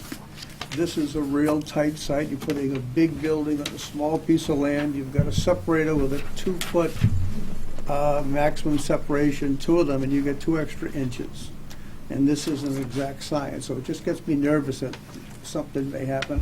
I want to make sure that the maintenance on these things really is what it should be, and the guy that should do that is the DPW, whose roadway is, what, 10 feet from that? Do you, Aaron and Dave, think, yeah, DRB would be getting together before April 9th? We certainly can try. Yes. Yeah, I don't know what availability other people have, so. So if, Just a double check, yeah. Yeah, And I so haven't we read could- this through anyway, so. so we can definitely check on the point about the O&M related to DPW. And then if, hopefully DRB can meet in between, then I could actually just Close it delete out, this right. condition. Right, Sure, exactly. I'm comfortable with that. Is that? Yeah, that's reasonable. If we need to do the meetings in advance, that's what we'll do. If we could close it, that would Close the public hearing, yeah. that would be an approach too. Yeah. We're Do you have open a- either way. Rich, do they have a copy, a copy of the draft? We do. They do, Okay, yeah. good. All right, yep. So what's the thought being, close the hearing, not close the hearing? I have no problem closing it. Yeah, Okay, we should, all right. I think we should close the hearing, yeah. Okay. I know that's a big step for you, so I am. It is. Well, I know We'll it- absolutely follow through with the design review board and make sure our O&M is up to the Exactly. standard that it needs to be. You may require a little bit more maintenance than recommended, or everything is so tight there, and you're right by the street. So Yeah, no, just to that's clear, we're reasonable. closing with conditions Yeah. for review by the design board. There are a number of conditions that we're putting on the permit. Yes. And we're conditioning it with a review of the DPW. We'll condition at the end after the meetings, then Rich will know exactly what to put in. So we have to go by this right now. This is just a template for now. So- Yes, you're going to close the public hearing, and then you got to render a decision in 90 days, so between now and April 9th, you already have a draft, we'll go through that, and then those other So two we'll have items. exact conditions by the time we meet next. Yeah. And Rich drafts this up. It'll be a second draft. We'll just, second draft. Perfect. All right. Yeah. So I'll entertain a motion to close the public hearing. Motion to close. Second. All in favor, say aye. Aye. Good job, thank you. Thank Yep, you. thank you.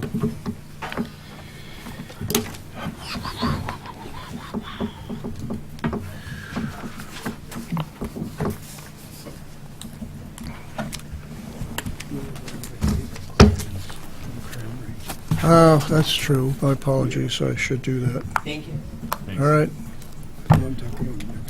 Yeah, okay. Oh, yes. All right, next on our agenda, Cranberry Heights definitive open space subdivision, continuation of the public hearing.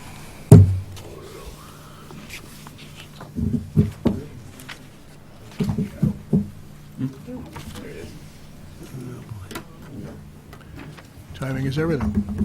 We don't need to open it, right? Aaron doesn't need to make an announcement. Only for the initials, right?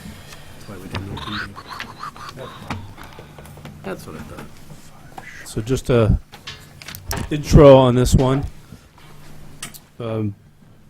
Couple things.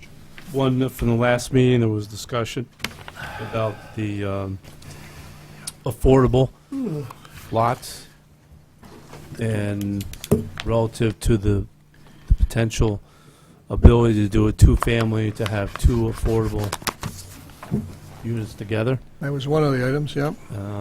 And since that time, it was the building commissioner / zoning officer gave opinion.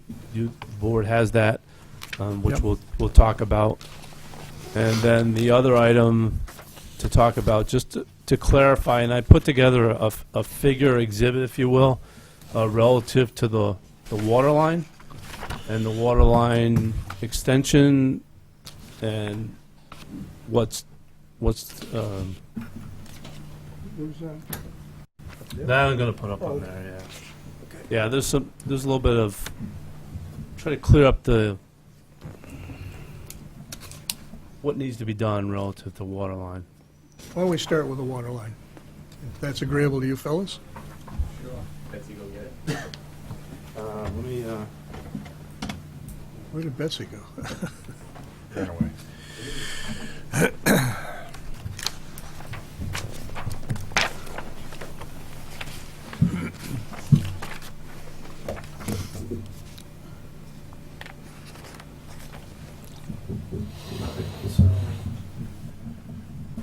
she was gonna get a pointer, but I'll just stand up, I think. That'll be later.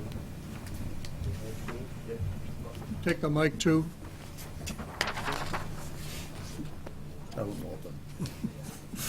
State your name. Take the mic too.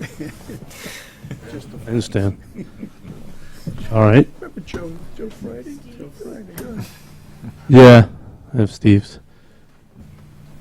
So the town of Norfolk is looking at taking the water line here all the way to this point there as part of the Lawrence Street Improvement Project for one of the primary reasons to do that is that there is, as part of the Lawrence Street Improvement Project, the bridge section, it was designed and permitted with a water line in the bridge section, and then there's a little bit of water line that comes off of Park Street onto Lawrence Street.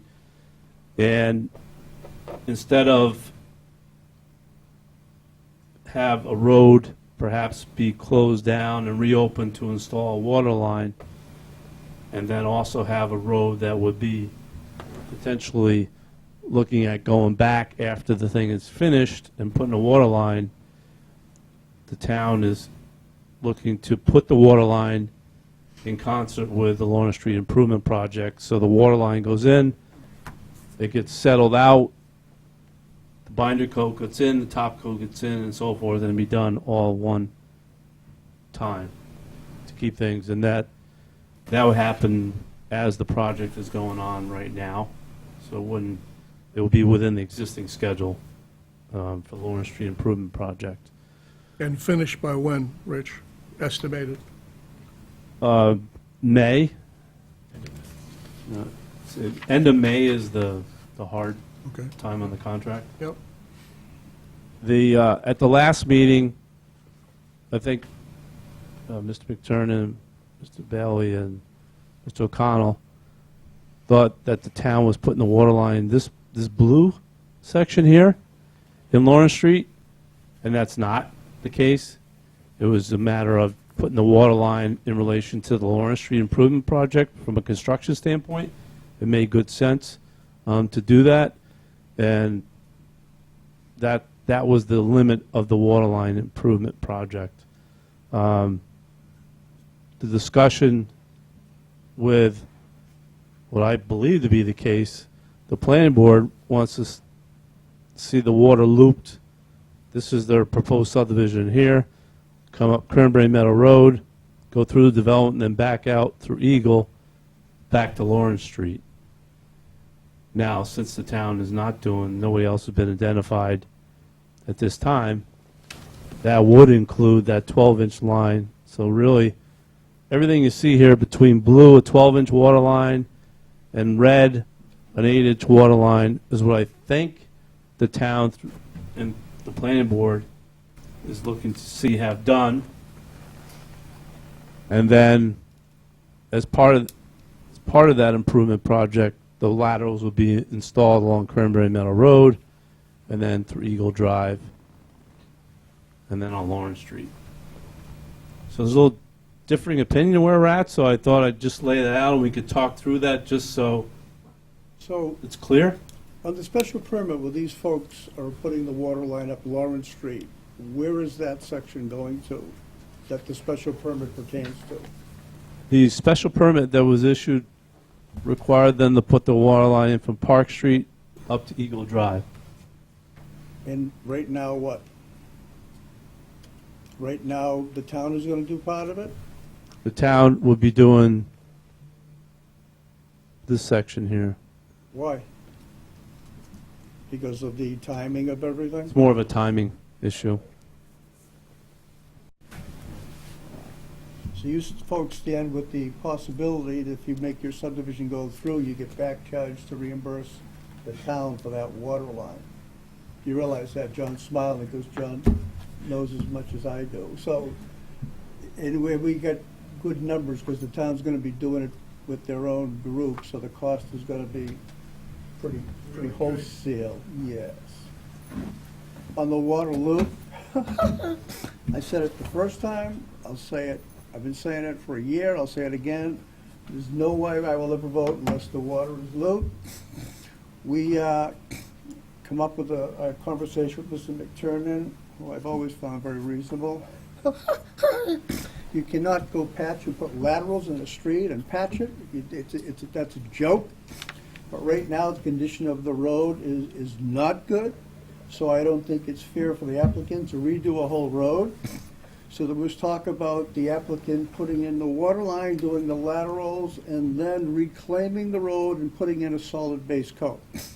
And as you know, base coats in every subdivision in town go anywhere from 2 to 6, 7 years. A base coat on that project would be a much enhanced condition than the roadway is now, because the DPW does not know if they can get to that in 3 years. So I think the board can listen to that. I don't know if they've talked to the DPW or not, but I think considering the condition of the road now, with the chance to get water up, and the fact you're gonna have a base coat fully stabilized, I thought was a nice alternative. Is that still your thoughts, John? It is, but the thought was not to do the loop. The thought was to do the looping through our own subdivision. We talked about that at the last meeting. We thought we had an understanding. I think what happened is Rich and I misunderstood each other on the phone prior to the meeting, and, you know, he had said the town was going to bring the water line up Lawrence Street. So I thought that meant up Lawrence Street to maybe the town line or somewhere near there. So we had said if the town does that, we'd be able to loop the water main. You know, this section, it's great that the town's doing it. It really is the least expensive portion because it's already open and there's no digging or there's no paving afterwards required. So what we talked about at the last meeting was that we'd take the 12-inch water main wherever the town stops, we'd bring it up to Cranberry, because we had understood before that Cranberry, you know, Cranberry has more residences on it, and the town seemed to want the water main up Cranberry, so we'd bring it up Cranberry through our own subdivision and loop it back out through our own subdivision, and we'd stub it at Eagle, so that in the future, it could be, you know, added on either by the town or somebody else. Right, and you know my position, because I you were at the do meetings know- with DPW, and it's the same as what the environmental partners are. Environmental To me- Partners said that it works, looping through the subdivision. It said it met all the requirements. It works, a dead end works, but the fact of the matter is, to get the proper flow in that area where there's no water, and this subdivision, as I told you, still stands the chance that if the fire department does a water line test and finds the pressure is inadequate. At the meeting, it was talked about the DPW or the fire chief does the test. He's the only one. And if, like in Meeting House Road, if that test doesn't prove the pressure required, you're stuck with a pumping station, which may be 500,000, 600,000, 700,000. And it just seems prudent that rather than take that risk, I think by putting in a real loop, you just really minimize the chances that you're going to need a pumping station. Right, you would, but by putting in this loop, John, you make this subdivision unaffordable to develop. We wouldn't do it. We can't do it. It doesn't work, especially with, you know, we had originally proposed doing more of it and putting the water main in the shoulder of the road, which of course is less expensive, doesn't require the paving, and you can do more of the water main, but of course that's not acceptable. So now we're putting it in the street, and we're gonna reclaim the road and base coat the road, and that's all expensive. I understand. There are 20 lots in here, and it would be great to do this for the town, no doubt about it. But, you know, we have to withdraw if that's the only requirement. This way, you're at least getting the water main up to Cranberry, you're getting it all the way to the end of Cranberry, you get it through the subdivision, you stub it at Eagle, you do get fire protection to this whole area. We're still preserving 52% of the acreage for open space. You're getting the affordable housing. I know we were talking about being able to designate one more lot as a market rate lot to try to offset some of that infrastructure. We weren't able to do it, so, you know, I don't know where we go. You know, if the town can do more, we certainly can do more. I mean, if we could work out a way to do that, but we can't do that on our own. The numbers just don't work. Well, I don't, as you know. I mean, our subdivision, according to your reviewers, works fine with a loop inside. It meets all the requirements, and I know you'd rather have more water main. Not just me. Well, the DPW. yes, The water department. correct. And I can't speak for the board. There's 4 votes without me. So, Right. I mean, that's up to them. But I just want to remain consistent And I don't want to get into a financial discussion, even though I've been analyzing financially as a CPA subdivisions for 40 years. I think this is a quite marketable project. I don't think if it was, you folks, very experienced, would never have spent the money. But I won't go into my numbers, I won't spell out lot cost. I do know, what is your average frontage now? Average frontage? What is that, Steve? 100? 100? 125, maybe? 125. All right, let's take 125 to be simple, because normally you'd have 200-foot frontage if we didn't give you an open space permit. You're saving 75-foot frontage a lot at the cost of a road, which is at least $500 a foot. You've saved well over $100 million by us giving you a special permit in a priority habitat area with grading that really is not perfect. So, I mean, there's been give and take here, too. And you also have a whole bunch of gravel. I think I read 60,000 yards at a wholesale price of $4 or $5 a yard. That's going to be trucked out of there and sold. So, I mean, I don't want to get into the financial stuff, John. I think you've done a great job in the project, but like I said, I'd like to at least be consistent in what I know. And I think the paving of the base coat is a great alternative. I would argue the DPW for that as compared to a brand-new road with 2 coats. But I think that, and I think also if the town puts the water in and you reimburse them for their cost, that's a savings also, as you probably are aware. And I think all in all, everybody could be happy. Okay. I know I would anyway. Well, I'm glad you would. Yeah, I know. I think, if that's the case, we don't want to go forward, I guess. So watch the rest of the board, but how they feel, Walter. It's not just me. I understand. Yeah. Well, as long as you're finished. If they don't pass the fire department pressure test, then they have to put in a $500,000, $600,000, $700,000 pumping station. Does the project still proceed? Well, I thought the recommendation was that they could put in individual booster pumps. That's aside from the fire pressure. Oh, okay. The All right. individual pumps is for water service. Well, another alternative might be a standpipe. That's expensive.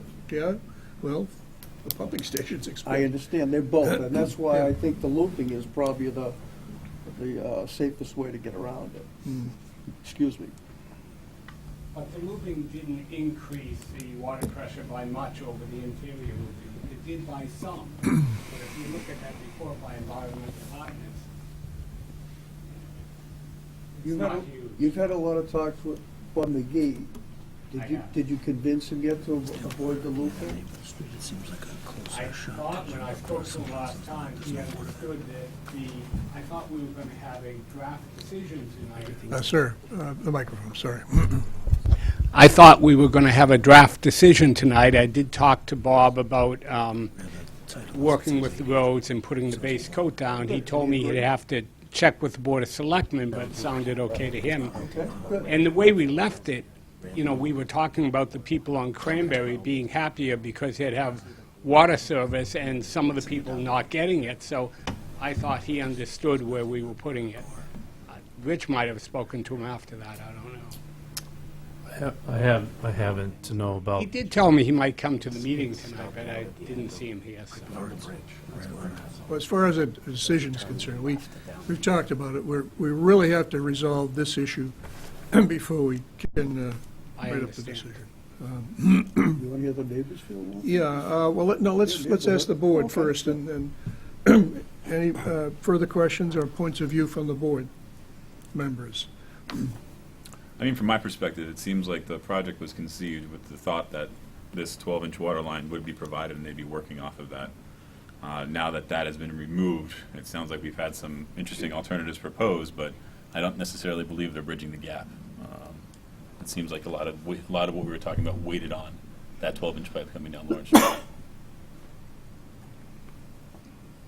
Well, to be clear, are you saying that you believe that the project was initiated with a loop in mind? Is that what you're saying? Well, the project was initiated when water was going to be run down an entire street, right? Up to Right. Eagle? We thought that was going to be the project across the street, to be truthful. Yep. so this whole thing was Yeah, conceived with that in mind. With the project across the Right. street doing it, yeah, right, okay. In which case, the red loop made sense. Yes, Is what you're absolutely. saying. Yes, Of course, that other project is held up, we know that. unfortunately. Well, there's also the contamination across the way, and Yes. in the near future, more than likely, the town's gonna need water, because Yep. along with the high rates of arsenic, we have PCBs now, which changes a whole, Yeah. the whole story on this project. Sure. And we've got people with wells there. And right now, we don't know whether the groundwater is going towards the other side of Lawrence Street or not. Yep. I don't know pretty much anything, because no testing was ever done. Yeah. So, I mean, any line we get in there now is just a break. I mean, if you went and did that base coat now, and we end up having a contamination bigger than we thought, then the whole area has to be done, so, which affects everybody. I mean, it is a mess across the way, Yeah, it is. which nobody anticipated a long time ago when this all started, so. Gary, any thoughts? No, I was trying to think of other alternatives, but I don't think there's any simple way of doing anything. Greg, any thoughts? I'll re-ask my previous question. If you stub the water line and don't pass the pressure test, and you have to put in a pumping station, does the project proceed? I think at that point, it would have to proceed. There you go. Yeah.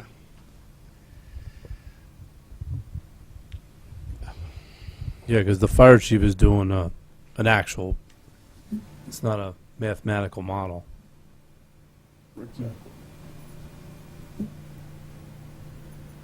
And there's no way to predetermine that, right, until... No, but it gets interesting, because Meeting House Road was never gonna be, and the greater Meeting House Road is a lesser elevation than Cranberry Meadow Road, and a shorter lane. And they start putting in the condos there, and you've got the water tank right at the end of the street, and they find out that the last units that were built, that last 20 failed, and they had to put in a water pumping station there. Really, right up the hill here. Yeah. So you don't know until you do the test. So where are we? Well, we're stuck between a rock and a hard place here, or I guess. John, is there anything short of that full loop that you could live with? If the DPW said that they would bypass that, I'm not gonna go over against the person that's in charge of the water. Yeah, But this is my opinion based on experience, and I know what I've been required to do in all other towns, including this town. Mhm. So, if Bob says that he'll let that go, then I don't think I'd be against, well, I'd probably just abstain, because I don't think it's right. yeah, I understand. mean, I don't think there's anybody on the board that's going to overstep the The DPW. DPW No, I don't think when so. it comes to water. I mean, I'm not going to speak for you guys, but it seems like we always... So what is the DPW currently recommending? My last meeting with him told me it has to be looped, and they have to have a base coat on that road. It So can't do be we have an flat. official recommendation from the DPW? I don't think we have anything in writing, do we, Rich? So we need a recommendation from DPW. Yeah, I don't have anything in writing. Do you fellas have anything in writing? We don't. We've met with Bob several times, and I believe the last conversation I had with him, he understood. I told him we were looping it through our subdivision. Yeah, you showed us that last time, your Yes, proposal, right. yeah. And, But you again, know, we still- if we don't do that and the town has to put it in, you'll have two dead ends, right? You'll have a dead end at Cranberry, and you'll have a dead end at Eagle. I don't know how you get around that. You know, we're not trying to be difficult here. We'd like to do as much as we can. But, you know, I have done subdivisions before too, and we've looked at the numbers, and we think, you know, doing the remaining between Cranberry and Eagle 12-inch and paving that, and then paving all the way up Eagle and bringing that water line, really for the 20 lots, you'd look like you're better chance of losing money than making money on the lots. And that's just not why you spend a couple of $1 million. You know? I'm not going to go into the numbers with you, but I strongly disagree. But we're still at the same point, though. We Same need a point. decision from DPW. Yeah. We are. So, you know, we're saying that we think we're offering something to the town. We'll bring that water main all the way up to Cranberry. We'll bring it all the way to the end of Cranberry. We'll do all the laterals. We'll pave both those streets to base coat. We'll bring it and we'll stub it at Eagle, which gets a lot of that work done. It doesn't get all of it done. But it certainly is a help to the town and the neighbors in that area. Well, you were, if Bob McGee had not proposed to bring the water line from Park Street up to across the causeway, you were going to have to do that, right? Right, you know, we could still do that. I think we could bring it across the causeway and we Well, could bring it up Cranberry.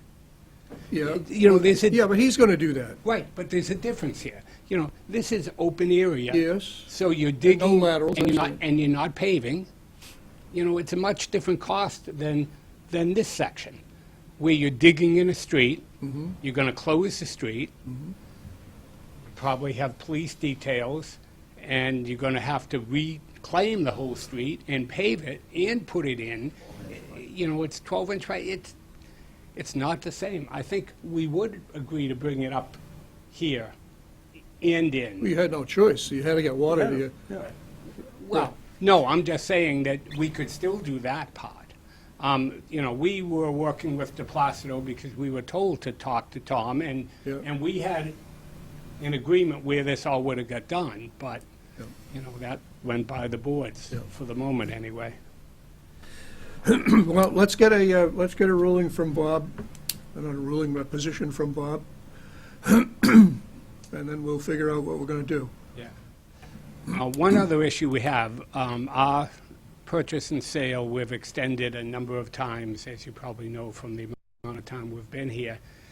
We have to get an approval by April, or we're not having it under purchase and sale any longer. So that's why we had asked for a draft at the last meeting to look at this meeting, hopefully to get the approval in April. So we'll need to get a decision from Bob soon if we can, and then try to get a decision for the next meeting, or for a different reason we can't go forward. I'll call him tonight. What's the hard date on the expiration? April? Well, it's May 3rd.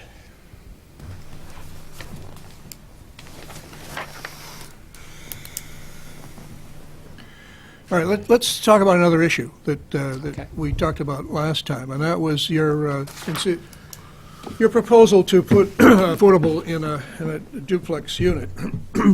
Since then, we have received, and I think you've got a copy of Bob Bullock's note.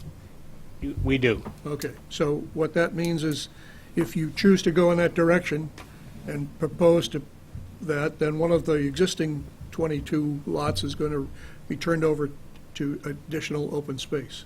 We understand that, and we took that into consideration. You did? Yes, for what we're still proposing. And that would be a rendering of the two-family that we were talking about. It would be approximately between 1,400 and 1,500 square feet each side. And there would be a detached garage on the property, which doesn't show on that rendering, but...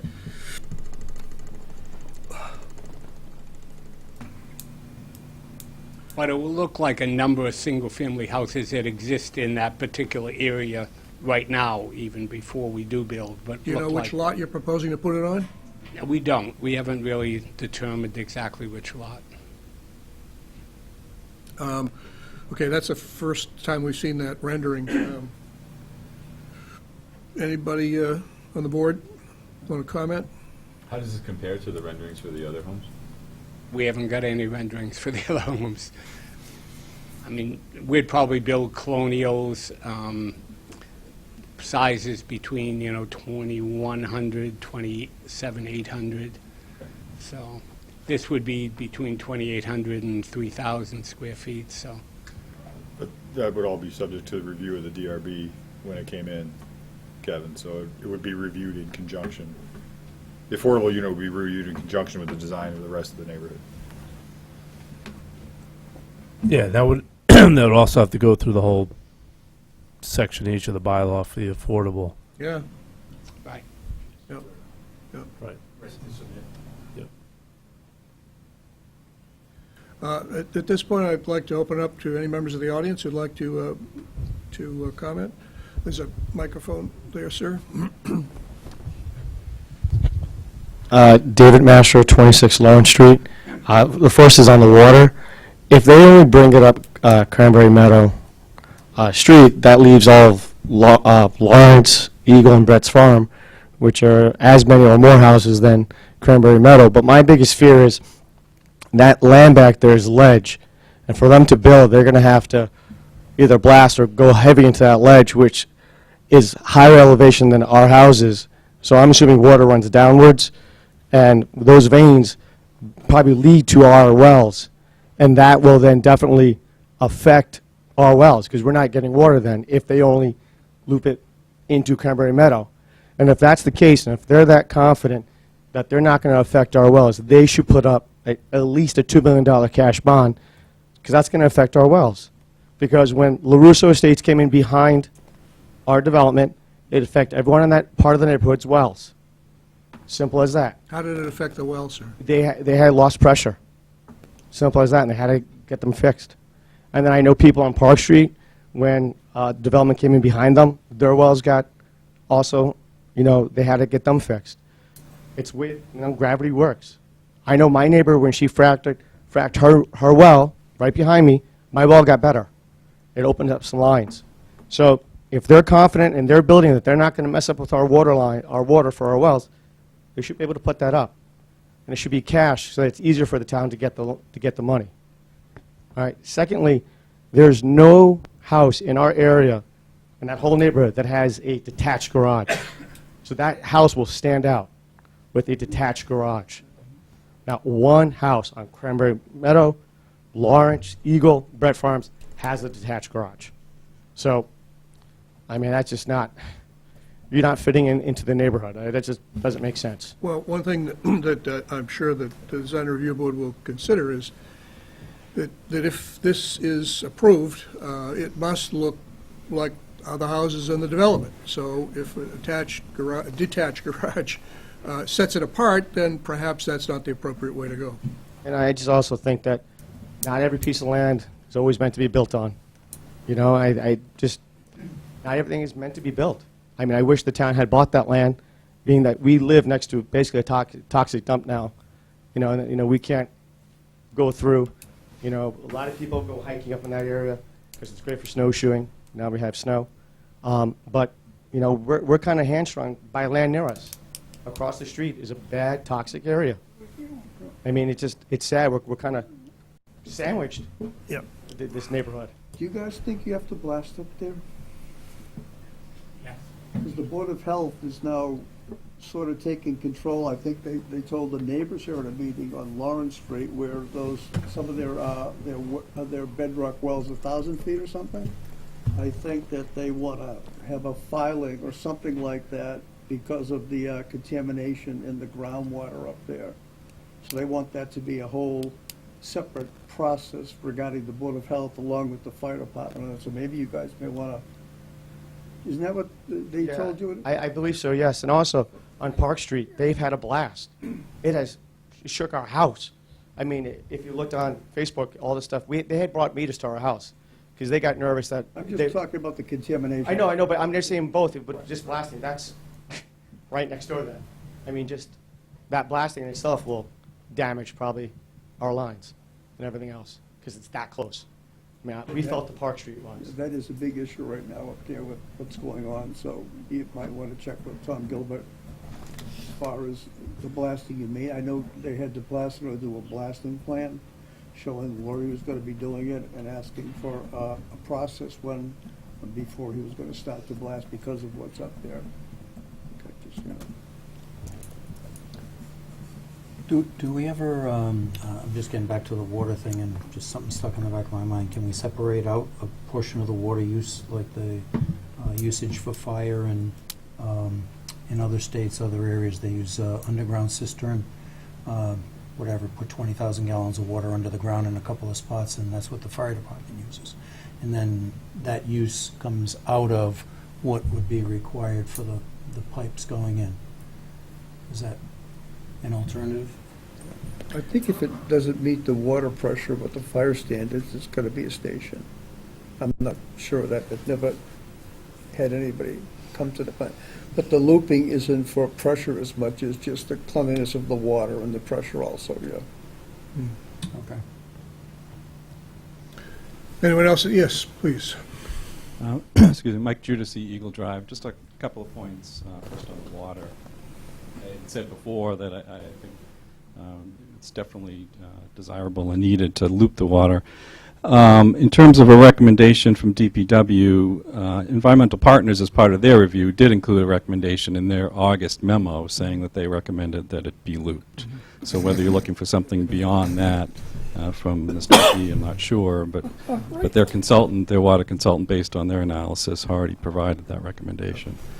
Secondly, as someone who lives on Eagle Drive, based on the memo from Beta, I guess that was just distributed within the last couple of days, they talked about earth removal. We're talking anywhere from 6,000 to 13,000 truck trips to get the gravel off the site, and using Eagle Drive as a truck path, which obviously makes sense. It's got to be one or the other.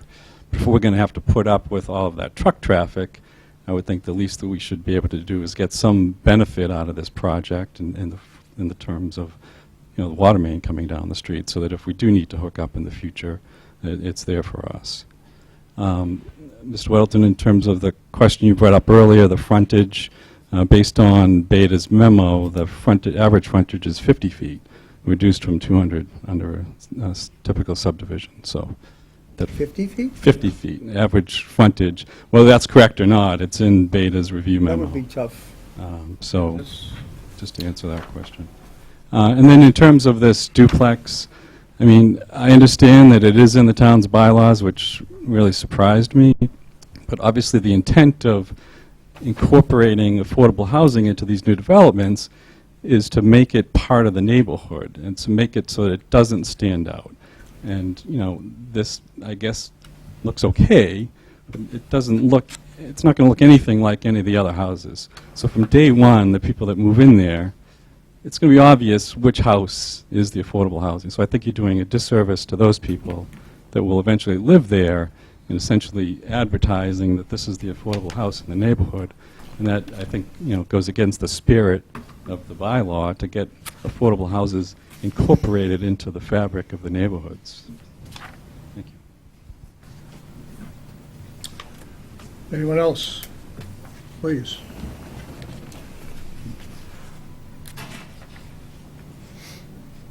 Hi, Carrie Gillis. I'm at 7 Eagle Drive. Just two things. Just a question as far as the blasting goes. I'm new to all of this, but the development down the street on Park Street, it was probably a few months ago. I thought we were having mini earthquakes. I've never been in an earthquake before, but my house was shaking. And then come to find out later from one of my neighbors, it was the Friday blast that they were doing down the street. I'm going to be right next door to one of the first lots in this development, so if there is any blasting, I don't know what the rules are, but it does make me a little nervous where I'm already feeling shaking in my house from a development that's quite a bit ways down the road, and I'm also on a well. But my other question was, my understanding was that where they've been going back and forth with the property owner, I think this land came up for the town to be able to purchase as a right of first refusal.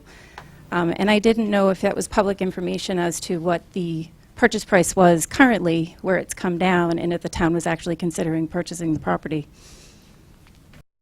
You better take that one. The way that process works is it goes before another board, the Community Preservation Committee, and they review and take all accounts and take some feedback from other committees and boards in town. And they're the ones who ultimately make the determination as to if the town is going to move forward with that purchase. It's my understanding that they did not move forward with that. They declined that option. Okay. Just curious. All right, thank you. It was 1.25. Yes, about Yeah. Oh, yeah. Thank you. All right, I think we've covered the items tonight. I think we're waiting on a position from Bob McGee, DPW. And if it's all right with you, we'll continue the public hearing till next month. Well,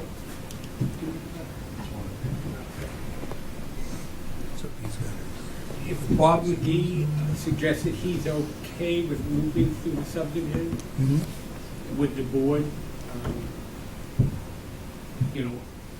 go with his recommendation, if that's what he... I don't know. We'd have to wait until we see, we get that, and then we take a vote and find out. And that wouldn't occur till next month, at the April 9th meeting. April 9th, is that right? April 9th, yeah.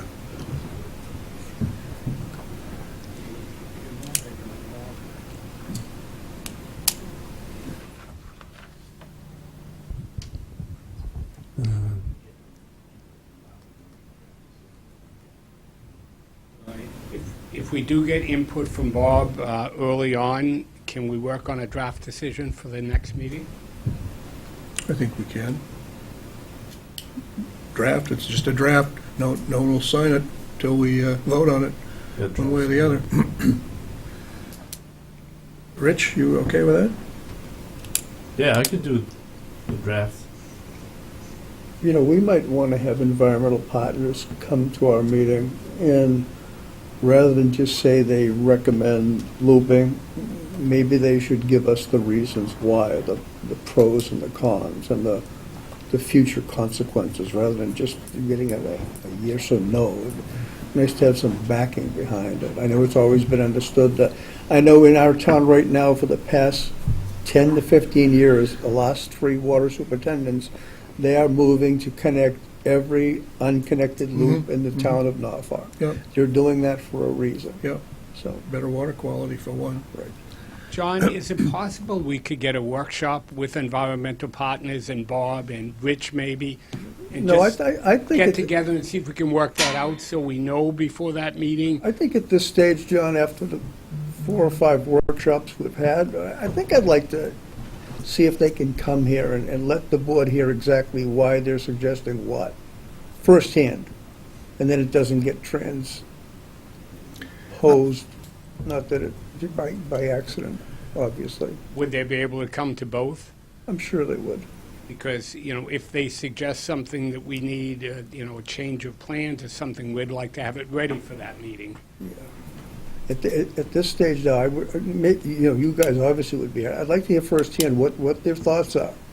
And if Bob McGee's going to go against the recommendation of the water consultants, Bob sits as a DPW man who does not have a water license per se. So I'd like to know why, because we make a decision here, and I don't want to have to be digging up the rest of the town roads later when they find other things across the way, and all of a sudden it's a crash course in getting this all done. That's all. I'm not suggesting that either. I'm just, because of the time frame we're under, I understand. If it comes at the next meeting and there's more work to be done, we may not be able to go forward anyway, so. Can you calculate what the extra cost is to loop the water and see if you can come up with a mitigating factor that makes it work for you? One of the things may be slandery, but maybe he doesn't care if he sells or not. I would suggest he might want to sell. And number 2, with the DPW doing the water line up there at their cost, maybe something can be worked out to help everybody. Because I know if the board wants to get the water up there. Sure. It shouldn't just be yes or no and go away or stay, You should be able to put something together to try to make That's this why I was work. hoping maybe if we had a workshop, we could do that. The cellar, we've already gone back to. This was $1.4 million. We lost a $50,000 deposit. That's why it's $1.25 million. We won't be able to go back to Slattery. He's in a hard position, so we'd have to work out something else. But I'd like to do it if we could set up a workshop. Then we'll know early on. If we can't work something out, we'll just cancel for next meeting, you know? Okay. And if we can, maybe they can come and talk to the board, but we'll have some notice and we'll make some You changes. do remember how our last 4 workshops ended? You do. I do. I know you do. All right. Okay. I support that. Give it another one. And we'll also have them come here to the next board, too. Right. Absolutely. One more thing for next meeting. In consideration of the concern of neighbors, I think you should try to put forward a description of your blasting process and what you're anticipating is going to happen in blasting, and when in the roughly speaking, in the schedule from time you start, X months down the road you'd be, or whatever, so that the neighbors have an understanding of what's in front of them. Could you put together a blasting plan, Steve, knowing the spots that you know you're going to have to blast? Yeah. And the extent of it? Yeah, we can work on that. All right. Okay. I guess the other thing I would ask about is the two-family as an affordable with no detached garage. Doesn't seem like it would be supported. I mean, I don't know if that's Right, a because it's different by stretch. nature, yeah. That's Yeah, the well, I problem. think it's premature. This is conceptual at this point. It's premature. Until we see renderings of what they're going to put in there for houses, and a rendering of this guy, and they're compatible, and that's when you can start to make some decisions. But this is a standalone with no understanding of what the others look like. To the people's point, gosh darn it, it may stand out like a sore thumb, and we don't want that. No, I absolutely understand. If their option is, then you have 2 lots, you have 2 separate affordable units or that. Well, that Yeah. becomes a judgment of the building inspector, too. You could talk to the building commissioner and ask him if something like that with a detachment up in that area would satisfy the regulation. With an attached, because I don't think the board's going to support a detached one, to the point that was made earlier. You know, the reason we didn't put in attached is it would make that unit look too large. And there was a suggestion over here at the last meeting that we add at least one other, if not 2, in the subdivision with detached garages, which we intended to do. Oh, okay. So it would look similar to I ones understand. in the Okay. subdivision. Well, that's the point. I mean, until we Right. see the whole McGilly, you really Yeah. can't make a decision on this thing. Yeah, just to speak to the blasting that they're talking about on Park Street. That's the project that I'm involved in. And we had one day that was a very rainy day that they had drilled all the holes, and it was what we call with a low ceiling. The cloud levels were down low, and a lot of what people felt was just really traveling through the air, not the ground shaking. It was just like if you have a trench in your front yard and a trailer truck goes by empty, you get that bounce and the noise it makes. Yeah. And it's very, very similar to that. But rest assured that we put out, every time there's a blast in there, there are at least 3 seismographs put at various locations so that they can get readings on what is happening in the ground. And every one of those blasts, for every blast that has taken place, have been far below the maximum levels allowed.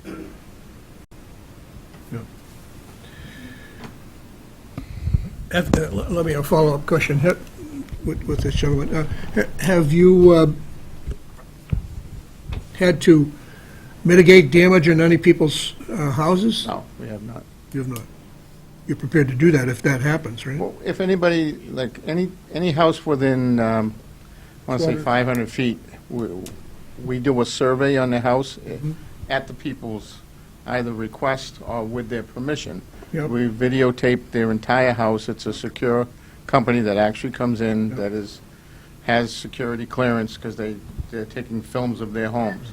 And what they're looking for, any existing cracks, any broken windows, anything that might change. And then if Yeah. there is a claim, they go to the video, That's only the if there's a before. claim, Yeah. and they do it. So anybody in the area that wants to get a survey, we offer it to anybody. What about negative impact to well water? It's tough. My years and years of blasting, I mean, as somebody mentioned fracking. fracking is the only way that you can affect somebody else's well. The blasting, unless you're like right next to it. I mean, years ago, they used to use dynamite where they literally, like you see on cartoons or TV, they would light sticks of dynamite and drop it down the well to open up a well. But I've never seen blasting affect a person's well, ever. Any well people that I've talked to, I probably have drilled, I don't know how many wells over the years, but a number of them. There's a follow-up question in the back, if someone could pass a microphone to that. Yeah. Oh, if she's got one. Is this still on? Oh. No, I just wanted to follow up. What I felt has not just been one day. It's been consecutive Fridays, and this was before I even knew it was related to a blast. I was texting my neighbor. There were 2 Fridays asking her if she felt her house shake. She thought a tree fell on her house. She didn't feel her house shake. She's further away. And then it wasn't until, I think, 2 weeks later when my neighbors told me that they were blasting and at what time, because somehow she had called, I guess, the town of Rentham and got on a list. And I wasn't aware, but this has been, I'm at home, my dog noticed it, he's looking out the window, and I literally felt my house shake. And this is quite a ways from my house, so now you were just saying it doesn't affect your well unless you're right next to it. My house is literally right next to the development that they are now going to be building, and it sounds like they're going to have to do a fair amount of blasting because there is a lot of ledge over there. So I'm not trying to be difficult, I just wanted to make sure you know it wasn't just one day. And so it does make me a little nervous that they're going to be doing that right next to my house, and I am on a well. That's all. I would comment that I was home on the first Friday she was describing, and I thought a tree fell in the yard, a pine tree, because there was like a thud and a rumble that kind of went across the house. I live at the corner of Warren and Maple Street, so it was probably a few thousand feet away from where they may have been blasting. And I don't disagree, I would liken it to a loud clap of thunder that happens. You get, all of a sudden, everybody jumps, and that's what it is when you have what we call a low ceiling, because it just can't be absorbed. It reflects off the cloud deck, yeah. Correct. Right. It does.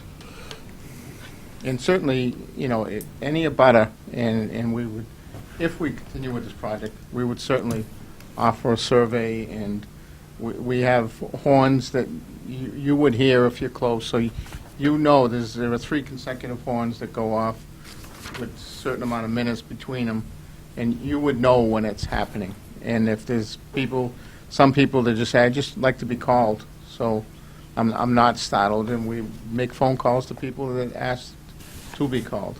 It certainly is something that we don't enjoy. We don't want to do it, but just sometimes it's a necessary evil. And the amount of ledge that we're talking, in the industry, we call it high bottom. A lot of times for our utilities to go in, this is where we need to do the blasting. The blasting that we're doing in the Park Street project is more of what we call mass rock. It's a large amount of blasting. We talk about, I feel it from our project when the Rentham Quarries, which is up beyond the Franklin Country Club, and it's pretty much on a similar line even to this project. I can tell when those go off because I hear and feel the rumble because I know it, and they just blasted at the quarry. But that's what we call mass blasting, and it's all about the release of the rock. Once you've got a release of it, something that's confined and only has the opportunity to go up, that's where all your differences come in. So it's different things, but I think with any neighbor that wants to, a lot of times we get requests from people, we want to see it, and when they see it, oh, that's it? It's not what you think it is sometimes. Okay. Anything else, gentlemen? Okay. Then I would entertain a motion to continue the public hearing. Just want to acknowledge that we do have a clean letter from Beta. If you should have that in your files. We got a letter from Beta dated yesterday. All engineering comments except those that require some deference to the board have been addressed. There's a couple. March 11th. March 11th. Yep. Couple deferrals. Yeah, mostly probably regarding the waivers and water looping, things we've been talking about. Yeah, there's a handful of them. I mean, I circled them. If you wanted to mention them. Well, we're continuing anyway. Yeah, they're continuing, but there's a bunch here.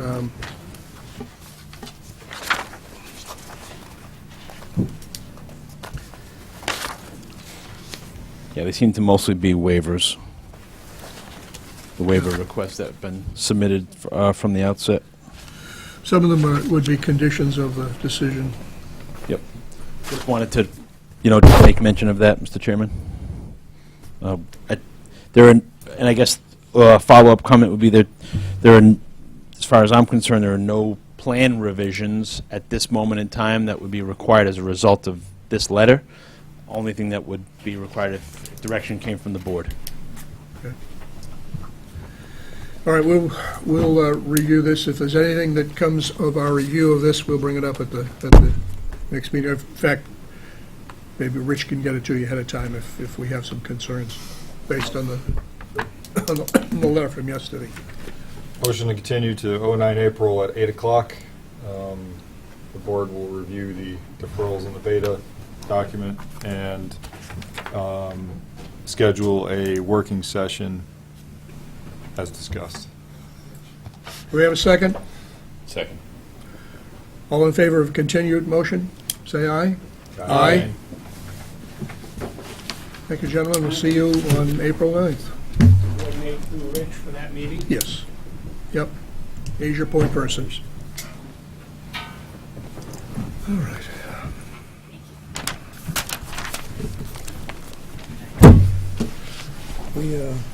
You want a break? We'll have to go over a whole bunch of these waiver things too. Yeah, we will. Before he writes something up. Yeah. The engineering is fine, there's the sundry stuff we'll have to over. Power through. Two more. Pardon me? It's power through. I mean, it's a matter of crossing your legs. Yeah. We need a bio break. Yeah, I think we're going to take just 5 minutes till 9 o'clock for a little break here, and we'll be right back. I'll be right back.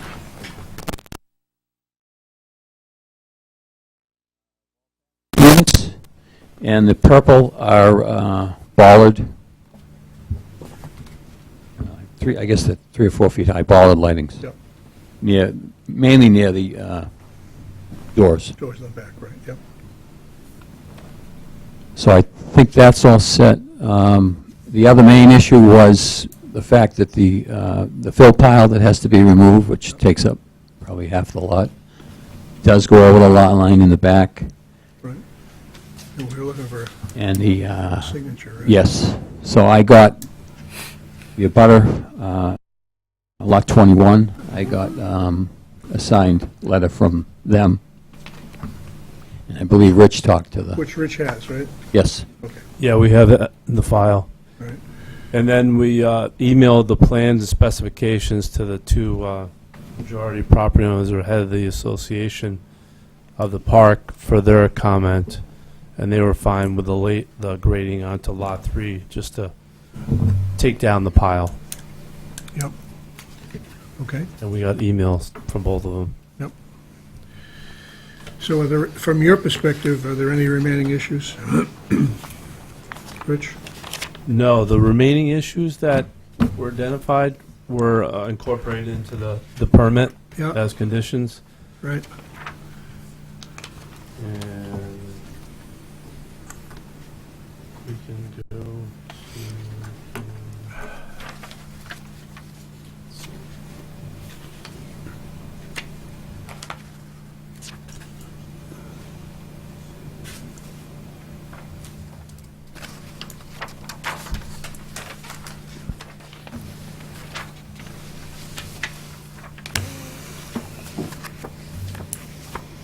I did have one question. I believe there was a requirement for a SWIP. For what? For a SWIP, Stormwater Pollution Prevention Plan. Yep, yep. Is that for any lot, or is that only over an acre? This is a small lot. I wasn't sure if you required on all lots. I don't know, John, what do you think? I think it's only over an acre. Yeah. What lot size is what? This one's like 36 something, under 40. Under an acre, yeah. I know the lot next door is larger. Well, technically it's an acre, right? So technically, I guess you're under an acre, so I'll have to delete the SWIP. Okay.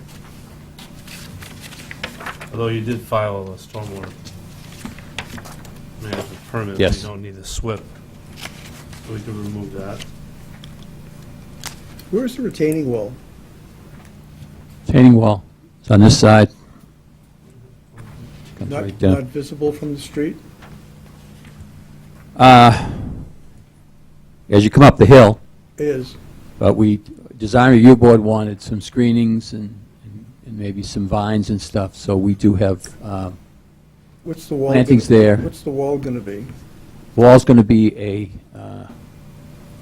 cast-in-place concrete wall with a decorative facade on that side.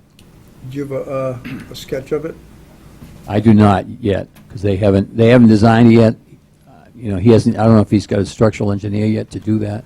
I'm just anxious on the look rather than just having it poured concrete. You're going to have like a stamp, something on it?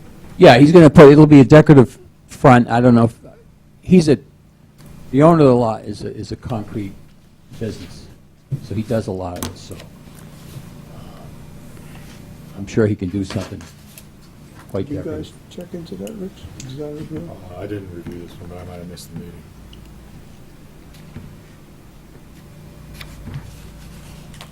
So it's going to be some type of stamped concrete? Yes, I'm not sure what he's going to do for that, for that facade, but But he you're asking- knows that it has to be something decorative, that it can't just be And decorative a is kind poured, of, a poured wall. decorative covers a lot. So we probably should, in the past, I know that we're looking for a waiver, we should have an example of what it's going to look like, the wall, a section. Did Design Review Board rule on this, Rich? Or Betsy? They did. They would have put some sort of stipulation on the wall, right? Pull the letter up and see what. Or approved it, one of the two. Yeah. Well, what we could actually do, since it's going to be done by separate structural, is, when do you think he's going to do this? Would he at least have it done before the plans would be endorsed? I can talk to him, yeah, and see if he can. Because then we can just have it reviewed before endorsing the plans? Yeah, exactly. Maybe he can get pictures from another job. Yeah. Similar type facade. So it looks like we're not done with the DRB review, You're not. but it says they're recommending a resubmission with colors and materials. We already had Yeah, that. they gave me the colors, but, Bob Nicodemus has been away.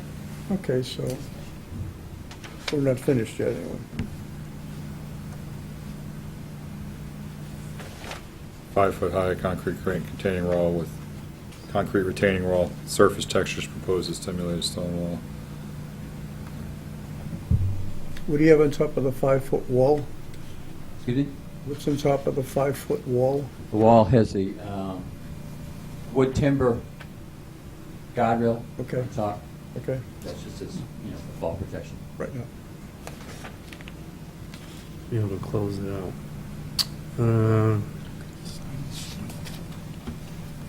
So we have to condition it upon DRB approval, right? Yeah.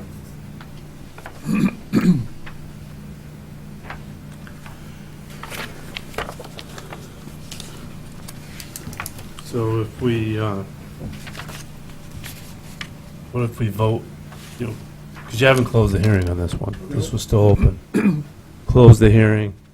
I'll revise the permit to include the DRB, and then, And the design of and the the facade of the design wall. for the wall. Yeah, okay, And then yeah, you can do it on the 9th.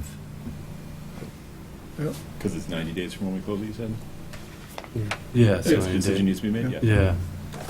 And then, Okay. And are you removing number 34 of the SWIP I'll requirement? remove the SWIP, yeah. All right, we ready? Motion to close. Let's do it. Do I have to review the conditions? No, we're just closing. Yeah, we're just closing it, right, because the conditions will be part of the 9th. Yep. So just as a summary, Betsy, we're removing 34, which is the SWIP. They're going back to DRB for approval, Right. which will include review of the aesthetics of the stone wall.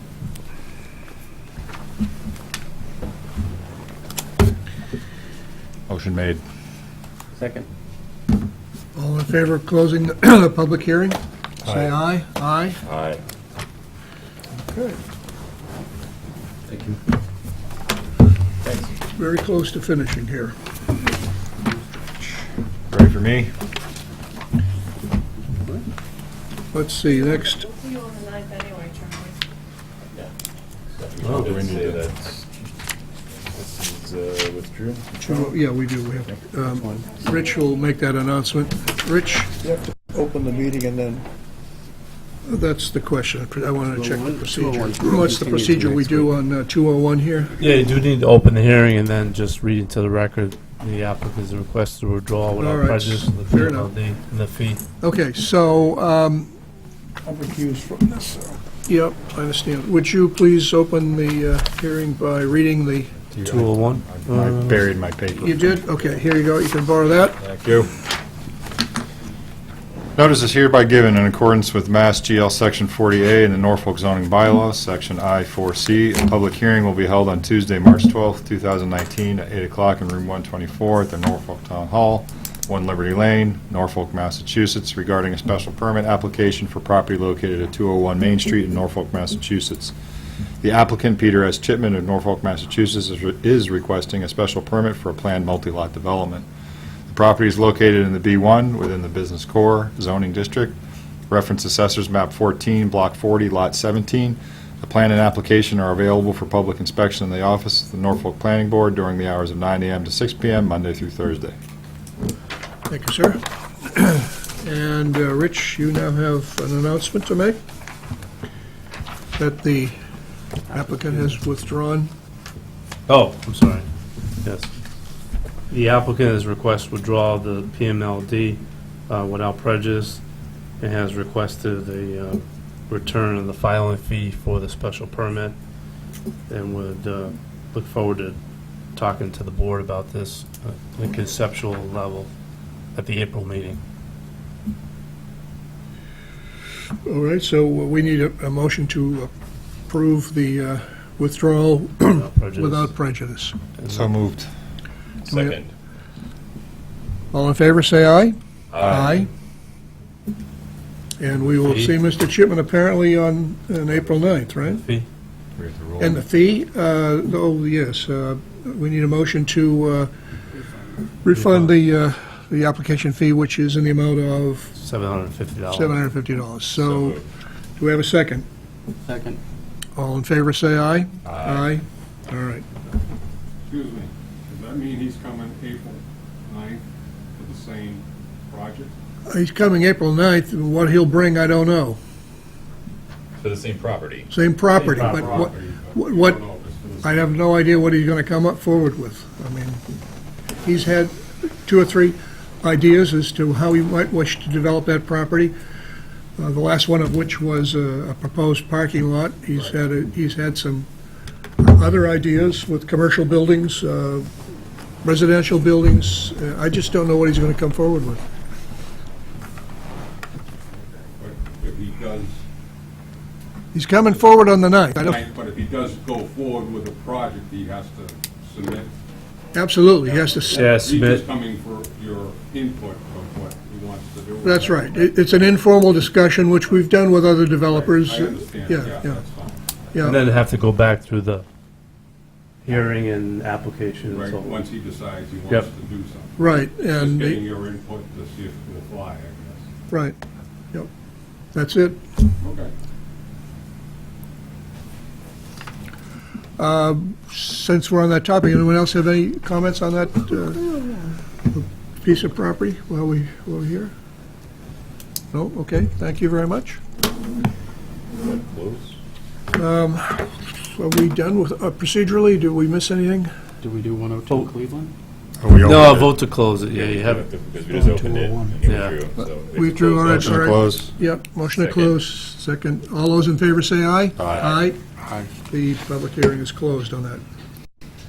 All right, next topic is 102 Cleveland Street, 15 Fruit Street, estate lot, special permit. Thank you for hanging in there. I got to read it in before you get excited there. Yep. Aaron, go ahead. Notice is hereby given that in accordance with Mass GL Section 40A and the Norfolk zoning bylaws E2H, that a public hearing will be held on Tuesday, March 12, 2019, at 8:10, almost, in room 124, in the Norfolk Town Hall, 1 Liberty Lane, Norfolk, Massachusetts, regarding a special permit application for property located at 102 Cleveland Street and a portion of 15 Fruit Street in Norfolk, Massachusetts, 02056. The applicant, Dominic Rossi of Westwood, Massachusetts, is requesting a special permit for an estate lot. The property is located in the R3 zoning district, reference Assessors Map 23, Block 54, lots 47 and 144, showing a proposed 168,833 square foot parcel. The plan and application are available for public inspection in the office of the Norfolk Planning Board during the hours of 9 a.m. to 6 p.m., Monday through Thursday. Thank you, Aaron. Sir? Mr. Chairman, my name is John Wassa Engineering, 46 East Street in East Walpole, and Dominic Rossi is sitting right here. He doesn't want to speak, though, so don't ask him to come. But a few years ago, Dominic came to me, and I did some work for him here at 100 Cleveland Street. And Dominic retained some of that property and then bought 15 Fruit Street, which is here, retained this lot, which then became known as 102 Cleveland Street. Thus, the legal notice saying that it's 2 addresses, but really in the end, it'll just be 1 address. So what Dominic would like to do is cut off 1 lot out of the, it's about 7.8 acres, it would be an estate lot. It has 50 feet of frontage on Cleveland Street here. This piece of property, and I believe there's a dimension on, well, there is on a plan I can show you, is more than 50 feet wide here. So nowhere between the frontage and the proposed building is the lot less than 50 feet in width. The requirement, the zoning here is R3, so we need 55,000 square feet for a conventional lot, so we need 3 times that for a estate lot, which would be 165,000, and we have whatever you said, because I can't read that. And then the other thing is that 110,000 square feet of that needs to be upland area. So I did have the woman who does my wetland flagging, her name's Karen Skinner-Catrone. She flagged this back in November. We actually filed this lot along with others for hearings with the Conservation Commission. Unfortunately, they didn't have a quorum a month ago. So we're going in front of them tomorrow night. And I believe I read in Rich's letter, comment letter, some concern that we're very close to the 110 square foot requirement. Is that what it said? And perhaps, I'm sorry, go ahead. Yeah, it was more on the A&R lot that was, okay. Yeah, it was, I think it was lot 2. Okay, so I guess here we're well above the 110,000. Unfortunately, I can't read this, and I didn't sort of write it down. I can do that. But it's more than the, well, the upland area is 147, so we don't have that problem. And I would say that I know Karen and have worked with her probably for 20 years. She's very conservative when she flags these wetlands, so we don't anticipate a problem with that. So the proposal is to bring a driveway from Cleveland Street. Fruit Street's over here. Yep. Bring this driveway along. You really can't see it, but there's sort of a little bit of a hill right here. So we're going to sort of jog around that and then come up sort of parallel with this property line and have a house in the back here. Does that look like a loop in the driveway? Is that what I'm seeing? Yeah, so we're gonna, the driveway's fairly long, so we want to make sure that the FedEx truck, bringing the Amazon stuff up, has a way to turn around, that there's plenty of parking up there, when family comes and things like that. So, And the fire truck can make the turn as well. Now, a fire truck could probably make a turn here with a few, not necessarily driving right up and around. I could analyze that. I think you should, because the fire department would probably want to know if they can turn the truck around. Okay, I think an ambulance and maybe the 30-foot truck probably isn't a problem. I don't know if you have the 50-foot tower truck here or not, but that. Well, I don't know. But probably, I'll talk to the chief, it's probably just a 30-foot truck, which, okay, we can make adjustments to this if that's required. And then there was soil testing previously done in this location here by GLM Engineering. So we simply used their soil testing. It is somewhat remote from the house, but it was good soil testing. And because this is downhill, we get there by gravity, and we don't really anticipate any problem with that at all. In fact, all of these this plan and the other 3 lots were submitted to the Board of Health, and basically with some few sort of Scrivener errors on the plans, and I do a lot of work with your Board of Health agent, the plans are approvable. And I believe that he did send a letter to that effect. And then finally, we would bring a water service up. We're not proposing a well. One thing we did miss, I did tell the draftsman, and then I missed it when I reviewed the plan, but we will add a note that the other utilities, cable, electric, telephone, will be underground. There will be no overhead utilities proposed. And then finally, there's very little work. There's just this pipe that's going to come along. Here's the 100-foot buffer here. And a little bit of this driveway in here is within 100 feet of the wetlands. Again, we did file this with the Conservation Commission. We do expect to get an order of conditions on this lot. But unfortunately, we don't have that approval yet. We expect to have our hearing tomorrow night. So with that, Mr. Chairman, and I know it's kind of getting late, so I can answer any questions that you might have. Thank you. Rich, does this meet all the conditions? So the actual driveway, what is the construction of it?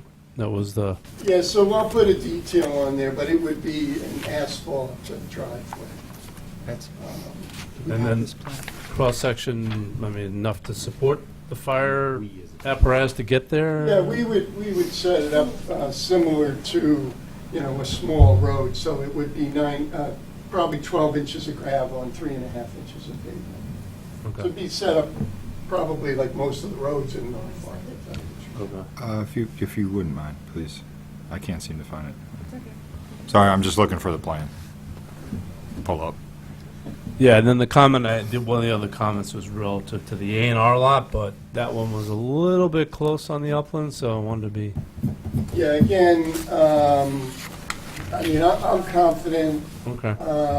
but I'm not going to tell you on those A&Rs that, Yes. I'm not going to tell you that we should jump ahead. I found it. I think we should let the Concom do their work. Yeah. In case there is some adjustments, I think it doesn't really matter, because whether we do it tonight or a month from tonight, Right. if we do it tonight and then we have to change it, then it's a month or maybe more from tonight. So, I think we probably get this to a point where I know exactly what you need to do, and then assuming that there's no changes by the Concom, that would change this. Yeah, then the other comment was just about, and you touched on it, Mr. Chairman, I think it was about just touching base with the fire chief as far as fire provisions there to... Yep. Yeah, I'll ask him about it. I know an ambulance, there's no problem with an ambulance. If it's a 30-foot truck, we might have to, Yeah. do a little something in here to see, to make it, probably on this end right here, just to give it enough room to get around. Yeah, because I remember he told me that advanced life support is on the engines and all that, right? It's not, that's, Right. Typically, what happens is when there's a medical emergency, the ambulance comes and the one fire truck that Yeah, has the okay. life support system, so. Other than that, it meets the the criteria. rest of it's fine, yeah. Yeah. Well, we wait for the Concom to tell us their findings on the lot and the delineation of the wetlands. Right, that might have something to do with adjusting this lot line a little. Yep. Okay, questions by board members? Is that lot all wooded? I would say it's 99% wooded, yeah. I mean, I don't know what you consider wooded. There is, from the Fruit Street side, there's a little bit of a Consider that wooded. kind of a Pretty road much. that went in Yeah, there. pretty much, Is that Joe. wooded? Yeah. Yeah, I would say it's. How much of that are you going to be leaving to construct the property? I didn't really calc it out, but I would say 80% of the lot's not going to be touched. Okay.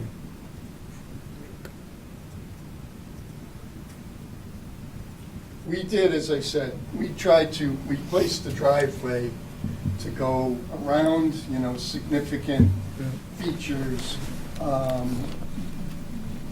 So that's why it's not centered on the 50 feet, because had I centered on it, we would have been going right through a fairly large hill that, potentially could be an outcrop of ledge. Yep. Are you planning to maintain a similar coverage on the other three lots? Tree coverage, is I would say yes, especially considering that, there's a significant wetland here, and we're not touching the wetland, and we're not, on the other lots, we're not touching anything within 50 feet of the wetland. So I'd say easily, that's about 20% of the lot being altered and the other 80% being left.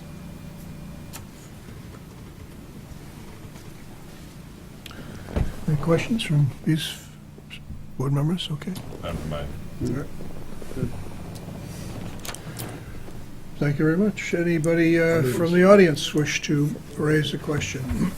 Can you take a microphone, please, and identify yourself? Karen Clark, Seekonk Street. I'm assuming this is a single-family home that will be built on this property? Can I yell? Well, Yes. this should be a second. That's good.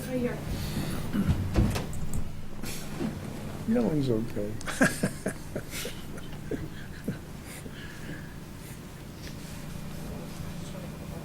Yes. Yes. Sorry. Oh, here it is. And just the remaining lots that have been mentioned, the three remaining lots, those indeed will be single-family homes Yeah, also? they're all single-family homes. There's no component here to construct anything other than single-family. Okay, and just one concern that I noted on the previous paperwork that was done in 2012, there was a potential area of a vernal pool, and at the time the application expired, there was no movement on it, and I'm just wondering if the board will consider further studies on the wetlands to see indeed if there is a portion of this property that has vernal pools. I'm sure the conservation will when they meet. Yeah, that's a Concom issue, and it should be a subject of discussion tomorrow evening, I think, at their meeting. Knowing Janet, she'll call up the lost plan and be matching it. Okay, thank you. Right. But just quickly, FYI, so I did have a conversation with the conservation agent, Janet DeLonga, and she believes that this area back here may be the vernal pool, so this is the deeper area back here. That's why we endeavored to keep all of the work, as much as we could, other than this pipe, that connects from here to here. And again, I could bring that pipe, this way, but it's actually more alteration because it's a bigger cut. Yeah. So by following the contour, we're only digging down 3 feet, putting the pipe in, putting the dirt back. The little trees and things will grow back on their own. Nothing will be there. But Janet did say that. Also, Karen Skinner-Catrone, the woman who flagged the wetlands for me, noted that in her report to the Conservation Commission. And as the board said, that's something that'll be germane tomorrow night, and you're welcome to bring it up if you're going tomorrow night with the Conservation Commission. Thank you. It's my, Larry Clark, Conch Street. It's my understanding that this lot here was carved out of a larger parcel of land, is that correct? There was mention of 3 additional lots that were... Yeah, there's 4 lots in total, right. Pull up that plan too. Hang on, we'll show you them in a minute. Okay, so are all 4 lots per zoning? I mean, is this a Yeah, non-conforming lot? the others, as far as I could tell, meet the zoning requirements. So this is a non-conforming lot? No, no, here you go. It's an estate lot, which is a larger lot. Right, but I mean, it doesn't have the frontage to be a It has the conforming lot. frontage, it has the frontage that an estate lot requires. Right, I understand that. But this was not always a non-conforming lot. This was created. Well, they're all created, I mean. Right, but usually if you have land and you divide it up, you obviously have to divide it such that the lots are conforming. It appears that this was laid out, so one of the lots was non-conforming. I'm just wondering, is this general practice to allow a lot to be subdivided to be non-conforming and then come and go for a special permit for a state lot? I'm not trying to, start anything, it's just, it doesn't sit well that you can actually create a non-conforming lot that requires a special permit. I didn't know if the planning board would address something like that. Thank you. It's allowed. They did this up in, It's not. They did this up in Frederickson Street. Well, if it was So conforming, you wouldn't need a special permit, correct? It's a subdivision of a piece of land. Right. And 3 of them are conforming lots, not needing approvals, and one is a special permit lot, which is the estate lot. So if someone owned a piece of property with 10 acres and only had, 250 feet of frontage, they could, in essence... Absolutely. And they have done that, and Yeah. have brought them in front of us, and we've agreed that they conform to the zoning requirements, and we've allowed it. Okay, no. But it's only one lot so, as you were about to say, if you had 10 acres with only 200 feet of frontage, you get one estate lot. Yeah. That's Right, all. but if I had 250 feet, I could keep my 200 to make, and divide that lot. Yes. Like you say, you still have to have all the other So requirements. that's what we did here. Yes, you Each could. one of these lots has 200 feet of frontage and at least 55,000 square feet of lot area.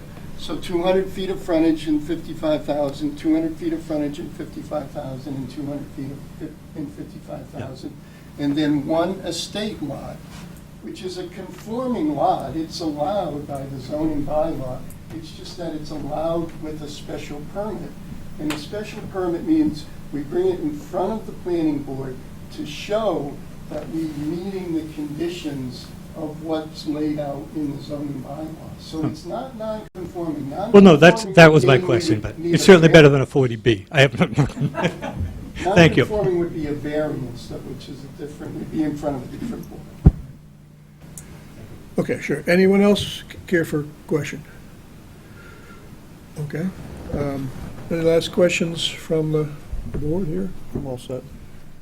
We just, then we'll expect you to come back next month after you've been to the Concom. Yeah, and, we tried to sort of set that up in the proper way, but it's just things happen. Well, It's nothing we can do about it. right, so we need a motion to continue, right? Where were we, 8:10? No. Or does 201 Main Street keep 8:10? 8:10. Right. Motion to continue to 9 April at 8:10. Do we have a second? Second? All those in favor say aye. Aye. Could you, Sorry, what? could you give the board an extension on the A&R, just to I didn't really file the A and R. Whether you file the... No, I only gave you my paper copies. You're right, you're So right. you didn't file any, all right? No, you're right. All right. Because again, I didn't want, just for that reason, All right. I didn't want to. I retract what I said. then. Me too. Never mind. It's too late to continue. I just didn't want to have to Yeah, good, put them thank in you. the All right. in the position of granting the things. Perfect.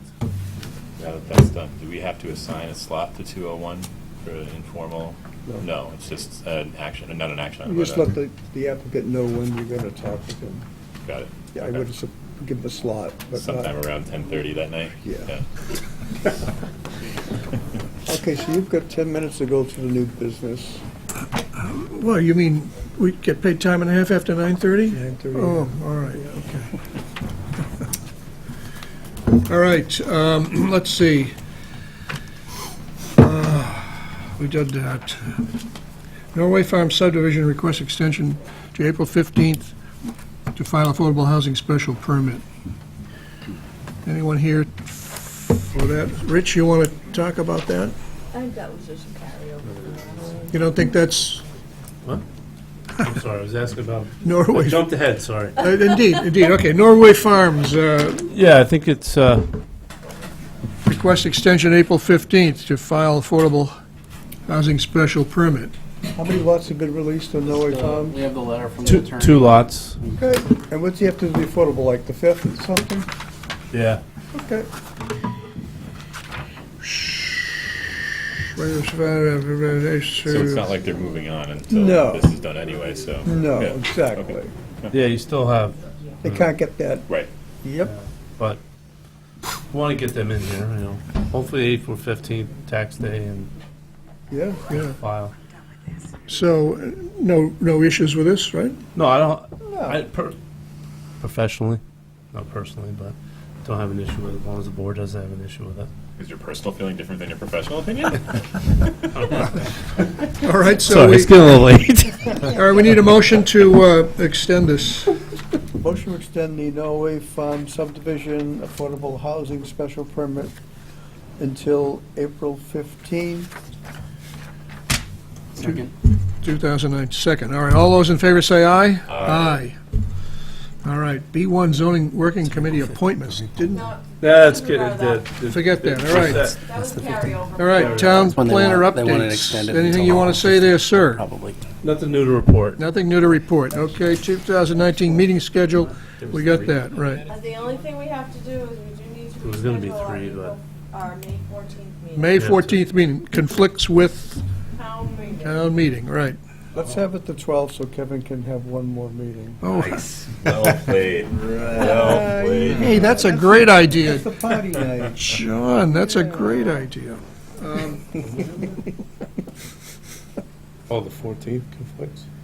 You get your hands full with the town administrator from what I can read. We'll let you go early. What do you want to do it after? Give the guy a break. Yeah, give him a break. First? When was it scheduled? 14th, right? We gotta change it, 14th, right? yeah. Okay.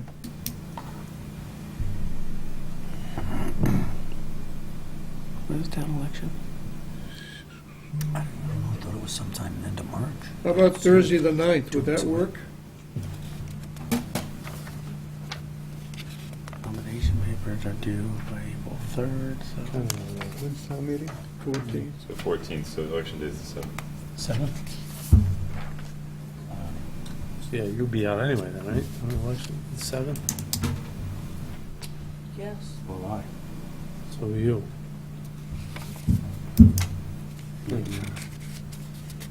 I could be too if I don't get any votes.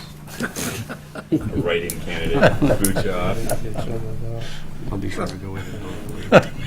At least your wife will vote for you, won't she? That's right, we're gonna go and vote for each other. There you go.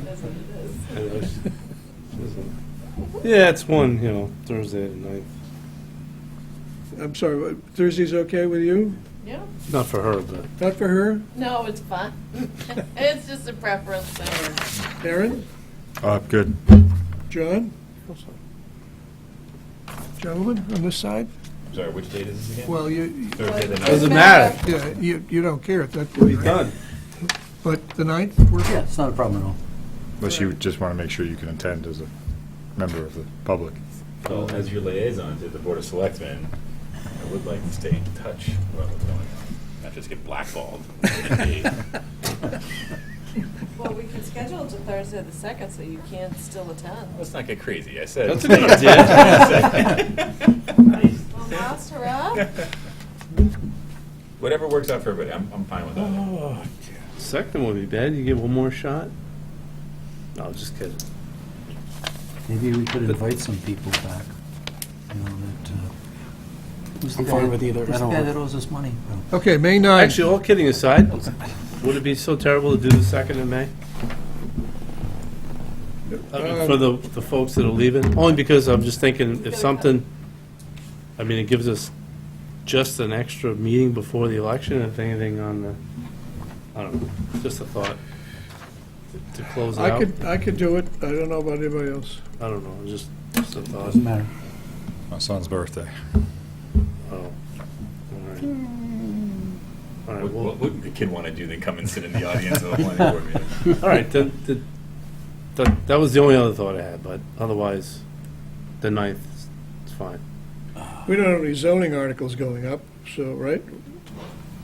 No? Just got a couple of streets. Well, Street acceptance. there might be a citizen petition article. Zoning article. Really? So there would potentially be,